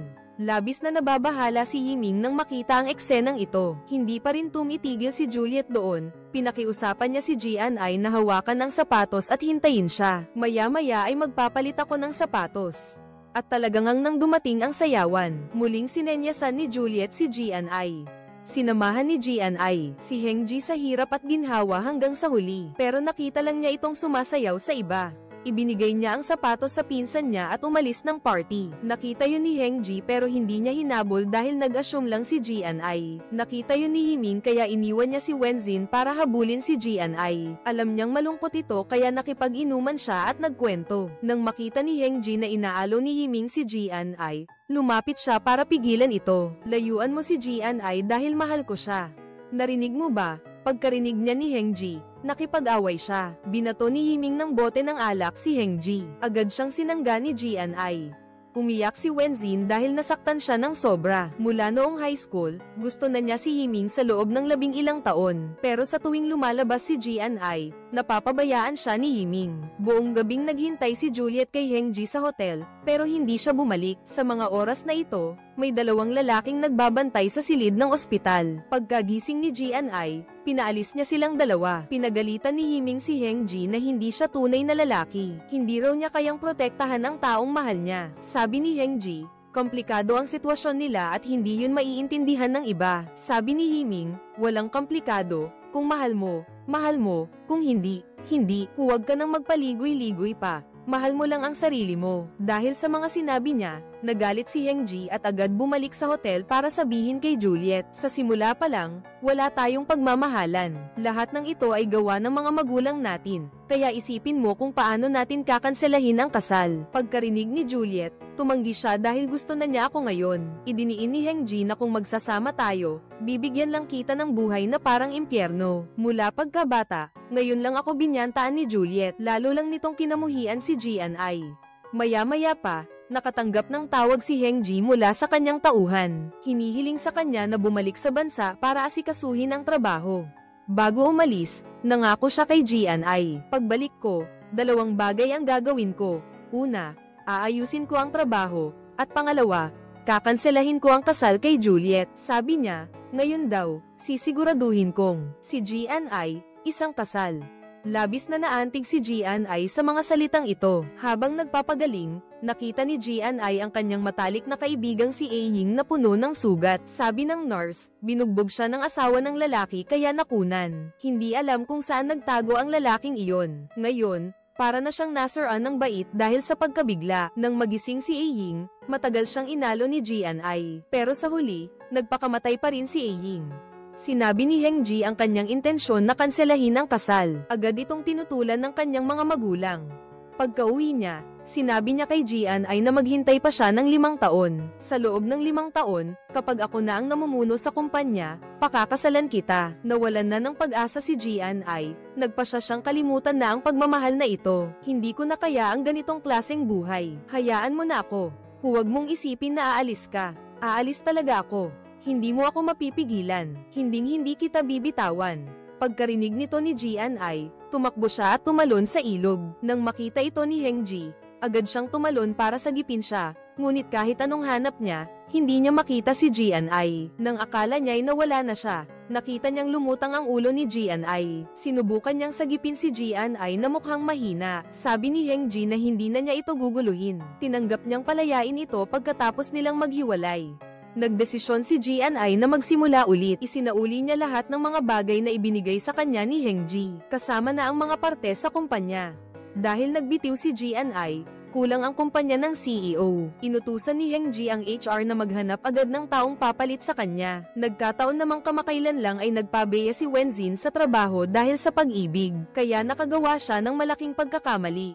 Dahil dito, sinuspinde siya ng liderato ng 3 buwan. Pagkatapos magtrabaho, nakatanggap si Wenzin ng abiso para sa interview sa posisyon ng direktor sa kumpanyang Hengji. Ang mga karanasan ni Wenzin ay tumutugma sa mga kinakailangan ng kumpanya. Nang malaman nilang kaklase siya ni Jian Ai, pumayag agad ang Hengji na tanggapin siya. Sa kabilang banda, kahit nakapagbukas na ng kumpanya si Jian Ai, kulang pa rin siya sa puhunan. Sikip ang inuupahang opisina, at kahit mahirap ang kalagayan, hindi ito nakaapekto sa kanyang determinasyon. Kinabukasan, isinama ng nanay si Hengji para panoorin ang pagtatanghal ni Juliet. Pinilit pa siyang bigyan ng bulaklak ang asawa niya, kahit sa labas lang sila nagpapakita ng pagmamahal. Pero hindi niya makalimutan si Jian Ai. Lagi niyang inaalala ang mga alaala nila ni Jian Ai. Alam na alam ni Juliet na nagkukunwari lang si Hengji na may pagtingin sa kanya. Humingi siya ng tulong sa kanyang kapatid para ayusin ang kanyang karibal ang kapatid ni Juliet. Nagdahilan siya ng trabaho para makita mismo ang karibal ng kapatid niya. Pero pagdating niya sa kumpanya ni Jian Ai, nalaman niyang hindi nito kayang magrenta ng isang opisina. Pagbalik niya, tinawagan niya ang kapatid niya at sinabing hindi si Jian Ai ang kalaban mo. Ang pangunahing layunin niya sa pag-uwi ngayon ay maghanap ng pangmatagalang kasosyo. Dahil bayaw ko si Hengji, pinili ko ang kumpanya niya noong una, kaya nasayang ang paghahanda ni Jian Ai sa produkto. Nang marinig niya ang boses ni Wenzin sa telepono, nalaman ni Jian Ai na inagaw na naman sa kanya ang kliyente. Kaya lumaban siya. Nang paalis na ang kapatid ni Juliet, sinadyang ibigay ni Jian Ai ang produkto at calling card niya. Sa loob ng sasakyan, sinimulan ni Wenzin na pilitin ang kausap na pumunta sa kumpanya para pumirma ng kontrata. Ngunit tinanggihan siya nito. Bilang negosyante, gusto niya ang pinakamababang presyo. Sa ngayon, inaabangan niya ang quotation ni Jian Ai. Tapos tumawag siya para ipaalam na pansamantalang ititigil ang pakikipagtulungan sa kumpanya ng Hengji. Nagulat ang Hengji nang malaman nilang ginawa iyon ni Tony. Sa kwento ni Wenzin, nalaman nila na paka na ito ni Jian Ai. Bago umuwi ng bansa, sinabi ng tatay niya na dapat nilang mapirmahan ang kontrata kay Tony sa anumang paraan. Kaya inutusan ng Hengji si Wenzin na pumirma ng kontrata sa mas mababang presyo kaysa kay Jian Ai. Kaya naghintay si Jian Ai buong hapon pero hindi kanya nakita. Juliet, pagkatapos ng mahabang panahon, tumawag ang pinsan niya para ipaalam na hindi na darating ang kausap dahil pumirma na siya ng kontrata sa grupo ng Hengji. Hindi naniwala si Jian Ai hanggang sa makita niya mismo sina Hengji at Wenzin na umaalis. Hinabol niya ang kausap para tanungin kung bakit. Sabi ng lalaki, binigay ni Hengji ang pinakamababang presyo. Kasabay nito, sinabi rin niyang may sumasabotahe sa negosyo niya. Doon lang napagtanto ni Jian Ai ang ambisyon ni Hengji at ang bagsik ng mundo ng negosyo. Wala na siyang nakuha pang kontrata. Muli na namang napilitang magsara ang kumpanya ni Jian Ai. Ngayon, kailangan na naman nilang maghanap ng trabaho. Pero ang reputasyon ni Jian Ai sa larangang ito ay nasira na. Wala nang nangahas na kumuha sa kanya. Iminungkahi ng pinsan niya na humingi ng tulong kay Yiming. Sa pagkakataong ito, ang Hengji Group ay sumang-ayon ng makipagtulungan kay Tony. Ngunit ang mga produkto ay hindi pasado sa kalidad, kaya kinakailangan nilang maghanap ng bagong pagawaan. Pagkatapos, sinuhulan ni Wenzin ang pinakamahusay na mga produkto sa pangangalaga ng balat. Humingi siya ng tulong kay Liang Bing. Gayunpaman, Pagka-uwi niya, sinabi ni Liang Bing ang tungkol dito kay GNI. Sinamantala ni GNI ang pagkakataong ito upang mabawi ang kontrata ng kapatid ni Juliet. Matagumpay niyang nailigtas ang kumpanya at nakabawi. Pagkalipas ng ilang panahon, sa pamamagitan ng salaysay ni Liang Bing, alam ni GNI na may malaking dayuhang brand na naghahanap ng pabrika. Ang maliit na kumpanya ni GNI sa China ay hindi kwalipikadong sumali. Pero sa araw ng recruitment, nagpanggap siyang waiter para makapasok. Pagpasok niya, nakita siya ng dating kliyente. Kinuha ng kausap ang mga dokumento ng kumpanya ni GNI. Sinabi niyang ikokonsidera niya ang kumpanya nila. Maya-maya, tinawag siya sa opisina. Naroon din si Wenzin. Ipinakilala ng partner ang kumpanya ni GNI sa inspector ng kalidad. Buong kumpiyansang sinabi niyang kaya ng kumpanya nila ang mga vest na ito. Tapos, hinubad niya ang vest ng inspector. Ibinigay niya kay GNI at Wenzin para maglaban sila ng patas. Kung sino man ang makagawa ng produktong pasado sa pamantayan, pipirmahan ng kumpanya nila. Pag-uwi ni Wenzin, sinabi niya kay Heng Ji na malapit si GNI sa kausap. Malaki raw ang posibilidad na magkaroon ng hindi patas na kompetisyon. Inutusan ni Heng Ji si Wenzin na mag-focus sa trabaho. Ayaw niyang makarinig ng mga bagay na hindi dapat marinig sa kumpanya. Sa kabilang banda, sinusukat ni GNI ang sample na damit at napansin niyang hindi lang ito komportable. Ang tahi at materyales ay perpekto pa rin para gumawa ng magandang produkto. Balak nilang kumuha ng pinakamagandang kumpanya sa lugar. Pero naunahan sila, nakuha na ng kumpanyang Hengji ang lahat. Wala na silang magawa. Pinuntahan ni GNI si Yiming.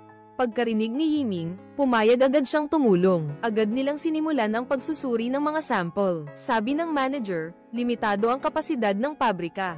Sabi rin ng assistant, hindi angkop ang mga makina dito para makagawa ng produktong ito. Sabi ni GNI, kung wala, bumili. Kung kulang sa kapasidad, kumuha pa ng tao. Pero pagkatapos kalkulahin, aabot ang gastos sa 200,000. Kung mabibigo, malulugi ng malaki ang kumpanya. Desidido si Yiming. Sabi niya, kung malulugi, babayaran niya para makuha ang puso ni GNI. Ibinuhos ni Yiming ang lahat ng lakas niya sa trabaho. Nakita niyang nagpuyat ito ng 3 gabi para sa kanya. Labis na naantig si GNI. Hindi nagtagal, nalaman ni Wenzin na tinutulungan ni Yiming si GNI na gumawa ng produkto para makaganti. Nagdesisyon siyang pagpalitan ng produkto ni GNI. Sa araw ng kompetisyon, may nakasalubong si GNI na buntis na sumasakit ang tiyan. Mabait siyang lumapit para tulungan ang babae. Nang umalis silang dalawa, may isang lalaking may dalang kaparehong damit na dumaan. Samantala, palihim niyang pinalitan ang damit ni GNI. Labis na nadismaya ang kasosyo sa produkto ni GNI. Binigyan kita ng pagkakataon, pero hindi umabot sa pamantayan ko ang produkto mo. Sana sa susunod, magkatrabaho tayo. Maya-maya, naalala ni GNI ang nangyari at doon niya nalaman ang totoo. Direkta siyang pumasok sa opisina at sinabing pinalitan ng produkto niya. Walang magawa ang kasosyo at sinabing ang gusto niyang makita ay resulta, hindi ang mga salita niya. Habang tuwang-tuwa si Wenzin, naghubad ng jacket si GNI, at sa ilalim nito, mayroon pa rin siyang kaparehong produkto. Natuwa ang inspector sa jacket at agad nagdesisyong makipagtulungan kay GNI. Nang marinig ito ni Wenzin, nagalit siya. Sanay na si GNI sa mga ganitong bagay, kaya hindi niya ito pinansin. Tuwang-tuwa si Yiming sa balita, talagang ang taong mabait, pinapalad. Sa pagkakataong ito, labis na nalulungkot si Hengji dahil may cancer ang kanyang ama. 6 na buwan na lang daw ang itatagal nito. Sinabi ng ama na sa loob ng 6 na buwan, pipili siya ng isa sa pagitan niya at ng kanyang kapatid, kung sino ang may mas mataas na tagumpay ang magiging chairman ng board. Pero ang pagkawala ng kontrata sa malaking partner ay nangangahulugang pagkawala ng benta na milyon-milyong dolyar. Para makuha ang korporasyon sa loob ng 6 na buwan, kinapalan mo ang mukha mo para kumbinsihin si GNI na ipasa sa iyo ang kontrata.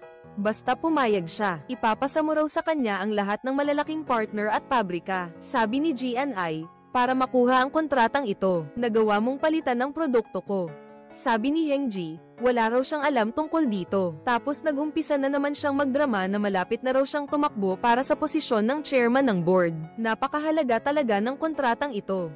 Sabi ni GNI, hindi lang daw ito para sa kanya, kundi para rin daw kay Yiming.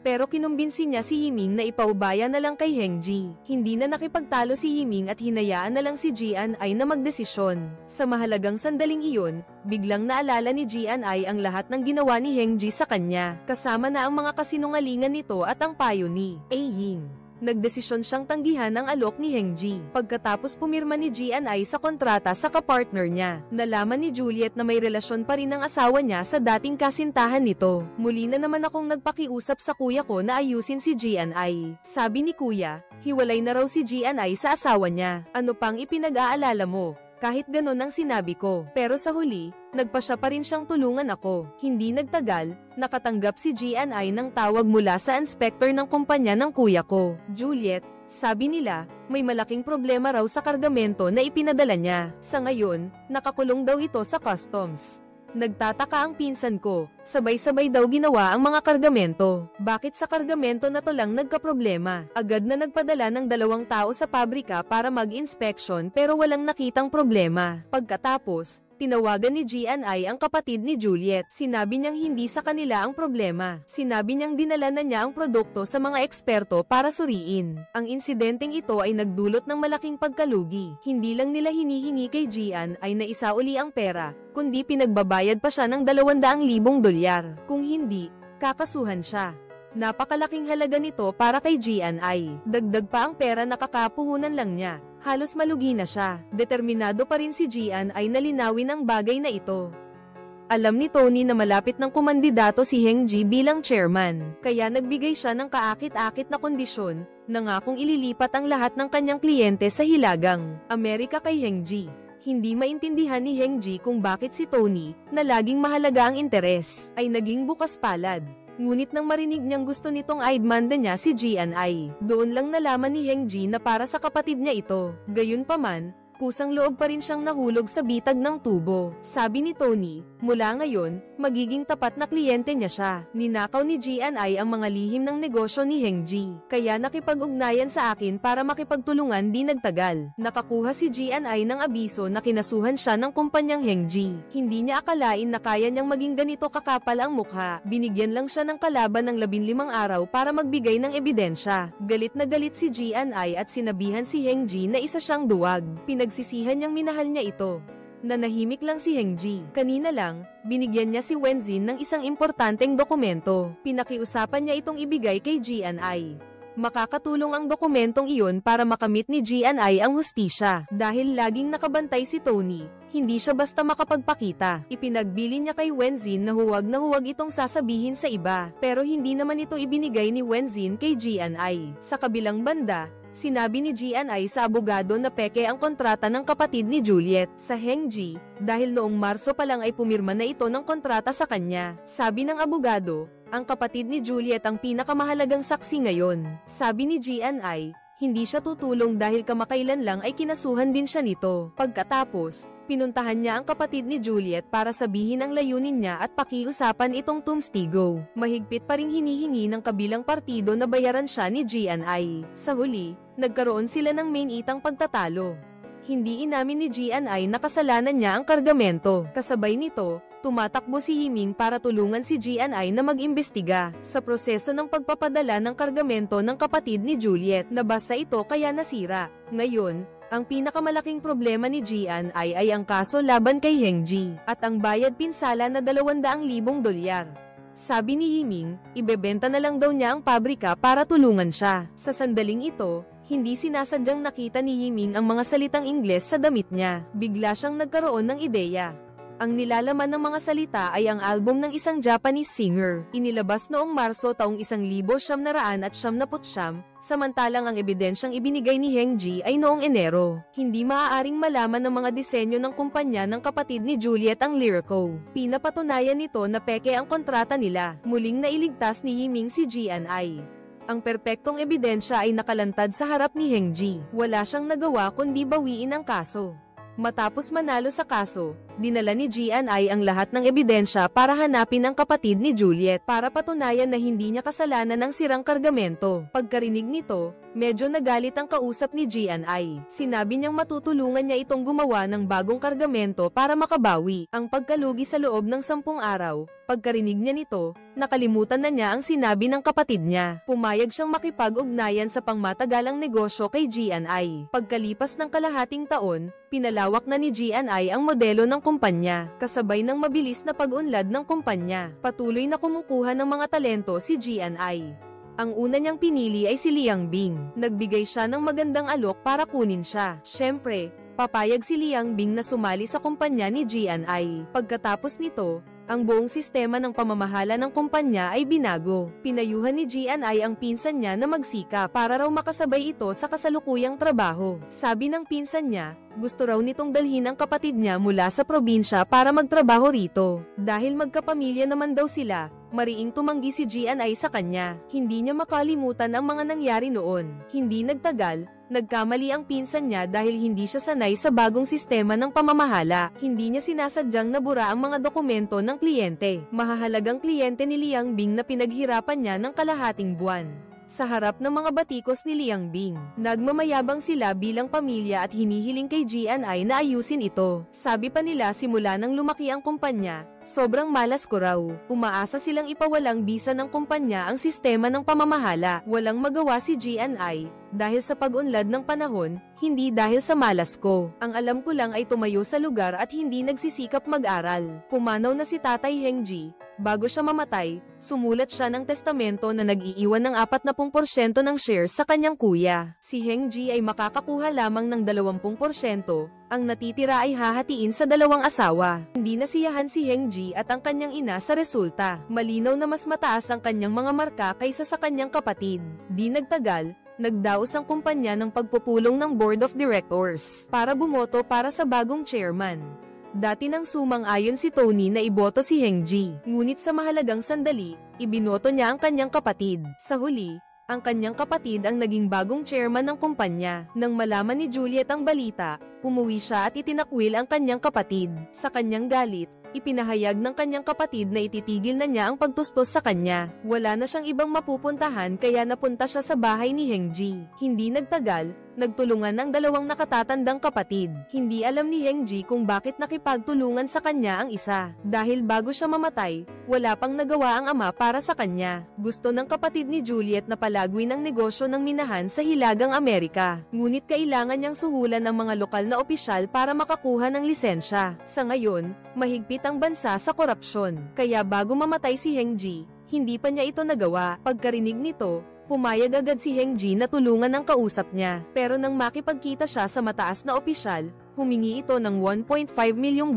Pagkatapos, binigay sa kanya ang account para sa paglilipat ng pera. Naalala niya ang mga bilin ng kanyang ama. Nagdesisyon siyang gumawa ng peking lisensya para sa kapatid ni Juliet. Sa mga oras na ito, pumipili ng mga disenyo ang kapatid ni Juliet sa pabrika ni GNI. Kamakailan, madalas na nangyayari ang panggagaya ng mga disenyo. Malaki ang epekto nito sa kanyang kita. Ang nanggagaya na ito ay lumalabas na katuwang na pabrika ni GNI. Pinayuhan siya ng mga tauhan niya na itago ang kapatid ni Juliet. Kung hindi raw, malaki ang babayaran ng kumpanya bilang bayad pinsala. Pero sinabi pa rin ni GNI ang totoo sa kausap niya. Sinabi rin niyang magbabayad siya kung ano ang hilingin nito.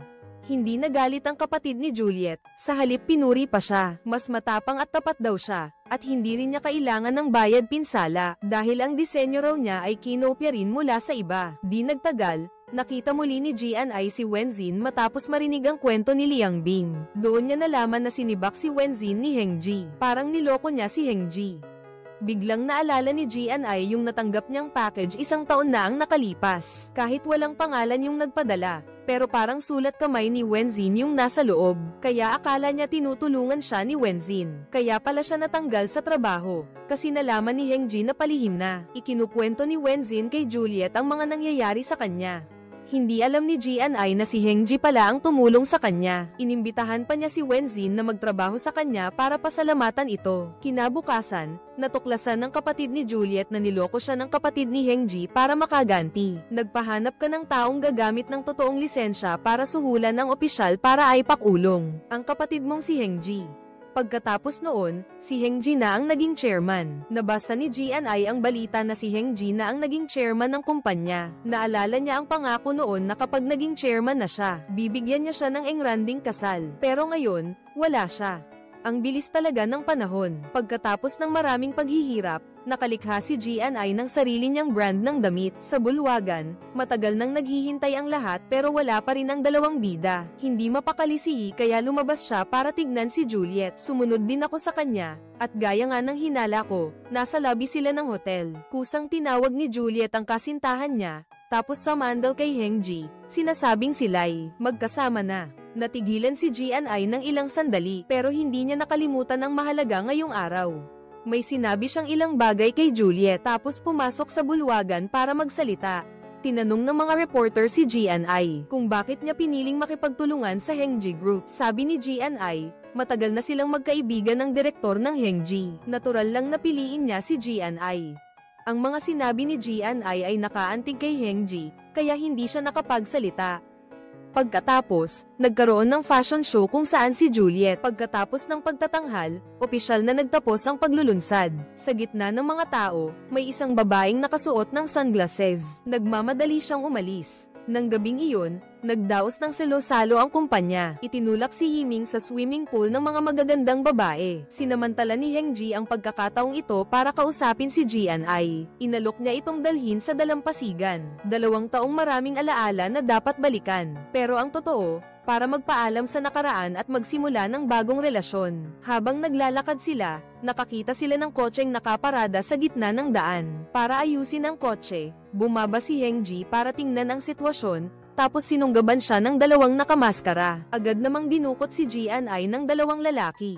Matapos ang ilang pagpupumiglas, itinulak si Hengji pababa ng gilid ng bundok. Sa sandaling ito, nakatanggap ang kapatid ni Juliet ng tawag na ipinaalam na dinukot ang kanyang kapatid. Hinihingi ng mga dumukot na dalhin niya ang $2 milyong sa tagpuan para iligtas ang biktima. Hindi siya gaanong naniwala kaya tinawagan niya ang kanyang assistant. Doon niya nalaman na nagdiriwang pala ang kapatid niya sa isang hotel. Nag-alala siya at pinuntahan ito, at nang makita ang kapatid, nakahinga siya ng maluwag. Sa sandaling iyon, lumapit si Yiming sa entablado na may dalang isang bungkos ng rosas. Balak sana niyang mag-propose kay Jianai nang makita niya si Hengji na duguan. Dali-daling lumapit si Juliet. Biglang nakaramdam ng masama si Yiming. Nang tanungin niya, nalaman niyang dinukot pala si Jianai. Sabi ng kapatid ni Juliet, posibleng si Hengji at Juliet ang balak dukutin ng mga ito. Pero mali ang dinukot, si Master Yiming. Gusto niyang tumawag ng pulis. Pinigilan siya ni Hengji. Sabi niya, hahanap siya ng paraan para iligtas ito. Ang kapatid ni Juliet ay negosyante at nakikisalamuha sa iba't ibang uri ng tao, kahit sa mga gang, kaya iminungkahi niyang huwag tumawag ng pulis. Hayaan daw na ang mga gang ang mag-ayos sa problema dahil naimbestigahan niya na ang mga dumukot ay miyembro ng isang sindikato sa lugar. Siguradong may nag-hire sa kanila. Gusto ni Juliet na siya na lang ang pumalit kay Jianai dahil siya naman talaga ang target. Hindi pumayag si Hengji. Ipinapakita nito na nagmamalasakit siya rito. Sa pagkakataong ito, magdamag nang nakakulong si Jianai sa isang madilim na silid. Matapos ang isang gabing paghahanap, natunton ni Juliet ang eksaktong lokasyon. Kasabay nito, tinawagan niya ang marami niyang tauhan para labanan ang mga dumukot. Dahil si Hengji ang target, siya ang bahala sa pagdala ng pantubos sa tagpuan. Gusto sanang sumama ni Juliet pero pinigilan siya ng kanyang kapatid. Nang sumugod ang grupo sa isla, nagbalat kayo si Juliet para makasunod. Ibinigay ni Hengji ang pantubos sa kalaban at sinabing ang babaeng dinukot nila ay hindi si Juliet, kundi isang negosyanteng galing China. Nagalit ang pinuno nang malaman ito. Habang hinahaplos ang pisngi ng tauhan niya, iniutos niyang ikulong si Jianai sa isang madilim na silid. Pumayag silang pakakawalan siya, pero nagpumilit si Jianai na huwag umalis. Kung mamamatay, sabay na silang mamamatay. Hindi niya iiwanan itong mag-isa. Hinaplos agad ng kidnapper ang pisngi ni Jianai. Kung gayon, sabay na silang mamamatay. Sa puntong ito, pinasok na ng kapatid ni Juliet kasama ang mga tauhan niya ang lugar. Nang marinig ang putukan sa labas, alam nilang dumating na siya. Napakalakas ng hukbo ng kapatid ni Juliet kaya hindi nakapalag ang kalaban. Sa pagkakataong ito, nakatakbo na silang dalawa, pero hinahabol pa rin sila ng kidnapper. Nang makita ni Juliet na magpapaputok na ang kalaban, agad siyang tumakbo para saluhin ang bala para sa kanyang minamahal. Labis na nagulat si Heng-ji nang makita ang tagpong iyon. Hindi niya akalain na ganito kamahal siya ng babaeng ito, handang isakripisyo ang kanyang buhay. Pauwi, agad na tumawag ang kanyang kapatid ng ambulansya na naghihintay sa pampang. Nawalan ng malay si Juliet kaya labis na nag-alala si Heng-ji. Nang makita siya ni Jian ay na ganoon, hindi niya alam kung paano siya aaliwin. Buti na lang at naagapan kaya nakaligtas si Juliet. Pagkagising, tinanong ni Juliet si Heng-ji kung bakit sila nagpunta sa dalampasigan kasama si Jian Ai. Ipinaliwanag ni Heng-ji na gusto niyang tapusin ang lahat ng bagay sa nakaraan, para daw harapin niya ang nararamdaman mo. Pagkasabi niya nito, hinalikan niya sa noo si Juliet, kaya muling nagbigay ng pag-asa si Heng-ji sa kanya. Pumasok si Jian Ai at nakita ang eksenang ito. Kahit medyo malungkot siya, taos-puso pa rin niyang binati si Juliet na gumaling agad. Sabi ni Jian Ai, hindi ito basta-bastang kidnapping. Malaki ang posibilidad na pinlano na ito ng taong iyon. Nung kinidnap siya, narinig niyang may tinatawagan ang mga ito para magbalita. Pagkatapos mag-imbestiga, nakita ni Heng-ji ang ilang pamilyar na numero ng telepono. Ang mga numerong iyon ay pag-aari ng kanyang hipag, kaya pinuntahan niya ito. Sinabi niyang mayroon na siyang sapat na ebidensya, at nahuli na rin ng pulis ang mga kidnapper. Hiningi ni Heng-ji sa kanyang hipag na sumuko. Kung hindi, siya mismo ang magpapakulong dito. Sinabi ng babae na gusto niyang patayin siya para makaganti sa kanyang asawa. Dahil inagaw niya ang posisyon ng chairman at ang kapatid ni Juliet, sinira ang buhay ng kanyang asawa, habang pinapanood ang kanyang inosenteng anak na umuuwi mula sa eskwela. Sabi ng hipag ko, bigyan daw siya ng kaunting panahon para ayusin ang mga problema sa bahay. Pagkatapos daw, susuko na siya para iligtas ang manugang. Kinumbinsi na rin daw ng unang asawa si Nanay Heng-ji. Handa raw siyang ibigay ang lahat ng kanyang parte sa kanilang mag-ina. Umaasa sila na maawa si Heng-ji sa dalawang apo niya at patawarin na ang pamilya nila. Nangyari na, pamilya pa rin naman tayo. Kinabukasan, pinirmahan na ni Heng-ji ang kasunduan. Bago umalis, sinabi pa rin ng hipag ko na walang sinuhulan ng asawa niya. May masamang taong nanira sa kanya. Nagsimulang magduda si Heng-ji. May tinatago kaya sa akin si Tony?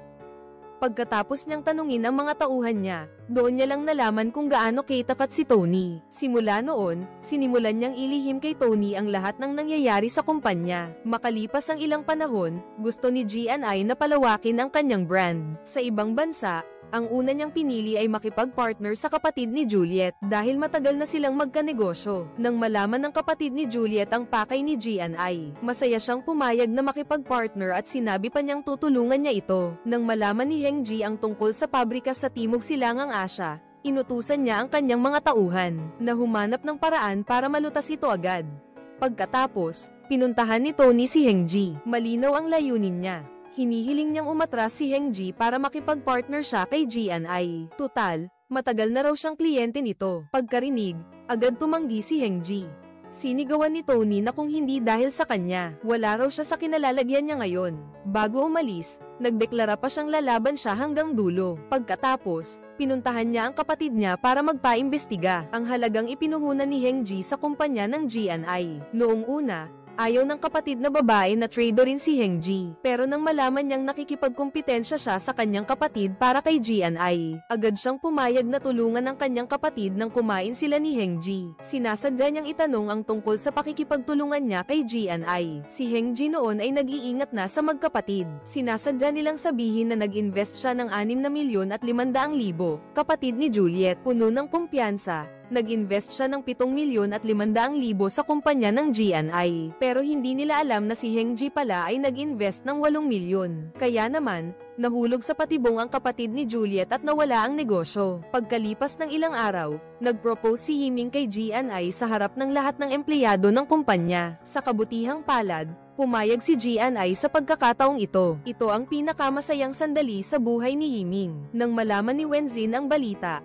tinawagan niya sila para batiin. Sa bibig lang niya binabati, Pero sa totoo lang, galit na galit siya kay Jian-ai. Kahit nakikipagkumpetensya siya kay Tony, tinanggap pa rin ni Heng-ji na pakasalan si Juliet. Gayunpaman, kinabukasan, ipinaalam ng kanyang assistant sa kanya na ang bakuran ng pagpapadala niya at ni Jian-ai ay isinara para imbestigahan. Dahil sa paglabag, nang marinig ito ni Heng-ji, alam niyang si Tony iyon ang gumagawa nito para makaganti sa kanya.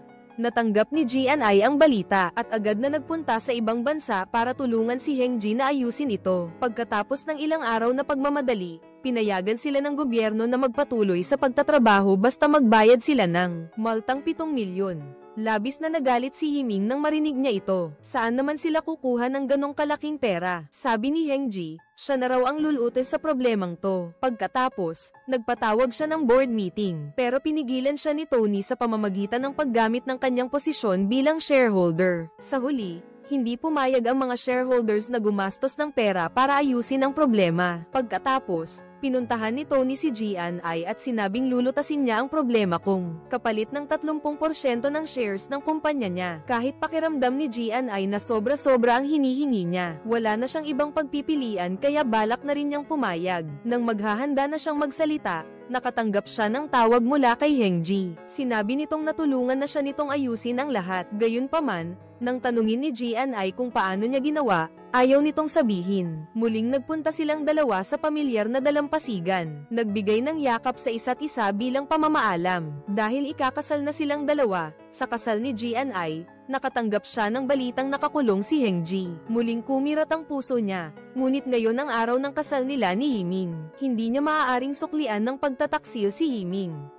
Matagal nang naghihintay si Yiming sa entablado, ngunit hindi niya makita si Jian-ai. Nakahinga lang siya ng maluwag nang makita niyang lumabas si Jian-ai pagkaraan. Pagkatapos, naging matagumpay ang kasal at opisyal na silang naging mag-asawa. Gayunpaman, sa mismong gabi ng kanilang kasal, iminungkahi ni Jian-ai na ipagpaliban ang kanilang honeymoon. Dahil gusto niyang bisitahin si Heng-ji sa kulungan. Labis na nasaktan si Yiming nang marinig niya ito. Kalmado niyang tinanong si Jian-ai kung ginagawa niya iyon dahil sa konsensya, o mahal pa rin niya ang lalaking iyon. Sinabi ni Jian-ai na itinuturing lang niya itong isang dating kaibigan. Sabi ni Yiming, pagkatapos ng ating honeymoon, dadalhin kita para bisitahin si Heng-ji. Pero tumanggi si Jian-ai, sinabi niyang gusto niyang mapag-isa. Kaya pala, hindi pa rin niya nakakalimutan ang lalaking iyon. Ito ang unang beses na nagalit si Yiming kay Jian-ai. Napagtanto niyang hindi siya minahal nito. Ang dahilan kung bakit nakulong si Heng-ji ay may kinalaman kay Jian-ai dahil nakita ni Juliet na nagyakapan silang dalawa sa dalampasigan. Bigo sa pag-ibig ang kapatid at bigo sa negosyo ang kapatid. Nagdesisyon ang magkapatid na maghiganti kay Heng-ji Juliet, samantalahin ang pagkawala ni Heng-ji sa opisina para lihim na kopyahin ang mga dokumentong kailangan ng kanyang kapatid. Pagkatapos makuha ang mga dokumento, pinuri ng kanyang kapatid si Juliet sa pagiging mahusay at sinabi pa na kung makukuha niya ang bagay na ito, tuluyan ng matatapos sina Heng-ji at Jian-ai. Tinanong ni Juliet kung makakasama ba ito kay Heng-ji. Nagsinungaling ang kanyang kapatid na ayos lang. Pagkalipas ng ilang araw, iniimbestigahan na si Heng-ji ng pulisya dahil sa paglustay ng $1 million sa kumpanya. Ito ang dahilan kung bakit nailigtas niya si Jian-ai. Akala ko pa naman, isang buwan lang, maibabalik ko na sa kumpanya ang pera. Tapos bigla akong inimbestigahan. Nalaman ko lang sa assistant ko na hindi pa nagtatagal, pumunta pala dito si Juliet. Doon ko lang nalaman na pakana pala to ni Tony. Dahil alam niyang hindi siya makakatakas, nag-isip siya ng paraan para iligtas ang kapatid niya, at ipasa sa kanya ang lahat ng gawain sa kumpanya, kasama na ang planong pag-angkin ni Tony sa buong korporasyon, para pagkatapos niyang magpaalam sa kapatid niya, makulong na si Heng-ji. Labis na nagsisisi si Juliet sa ginawa niya, pero hindi siya pinatawad ni Heng-ji. Akala ni Tony, mapupunta sa kanya ang pagka-presidente kapag nakulong si Heng-ji. Pero biglang sumulpot ang kapatid ni Heng-ji sa pulong ng mga shareholder. Kaya naman, muli na namang nabigo ang plano niya. Nang bisitahin siya ni Jian-ai, labis na nagsisi si Heng-ji. Napagtanto niyang hindi niya dapat iwan ang taong mahal niya para sa kapangyarihan. Humihingi siya ng tawad sa pananakit na nagawa niya sa iyo noon. Salamat sa pagmamahal mo sa akin. Tinulungan mo akong maging mas malakas. Mahal kita, mahal din kita. Sa wakas, hinarap nilang dalawa ang tunay nilang nararamdaman. Pag-uwi ni Jian-ai, nakapag-impake na si Yiming. Iniwan niya ang susi at singsing ng kasal, nagpas siyang lisanin ang lugar na puno ng sakit. Ibinabalik niya ang kalayaan kay Jian-ai, Ayaw niyang maulit dito ang trahedya ng mga magulang niya. Nagpakasal sa taong hindi niya mahal, sa isang kisap mata, 3 taon ang lumipas. Palaging pumupunta si GNI sa kapihan kung saan sila unang nagkita para hintayin si Hengji. Sa mismong sandaling ito, isang pamilyar na figure ang lumitaw. Gulat at masaya si GNI nang makita ang taong mahal niya. Puno ng pagmamahal sa isa't isa ang mga mata nila. Si Hengji, mahigpit na hinawakan ang kamay ni GNI matapos pagdaanan ang maraming pagsubok. Sa wakas ay nakamit ang mainit na hawak kamay na ito. Silang dalawa, may luha sa mga mata, ay nangakong pahahalagahan ang bawat sandali na magkasama sa hinaharap.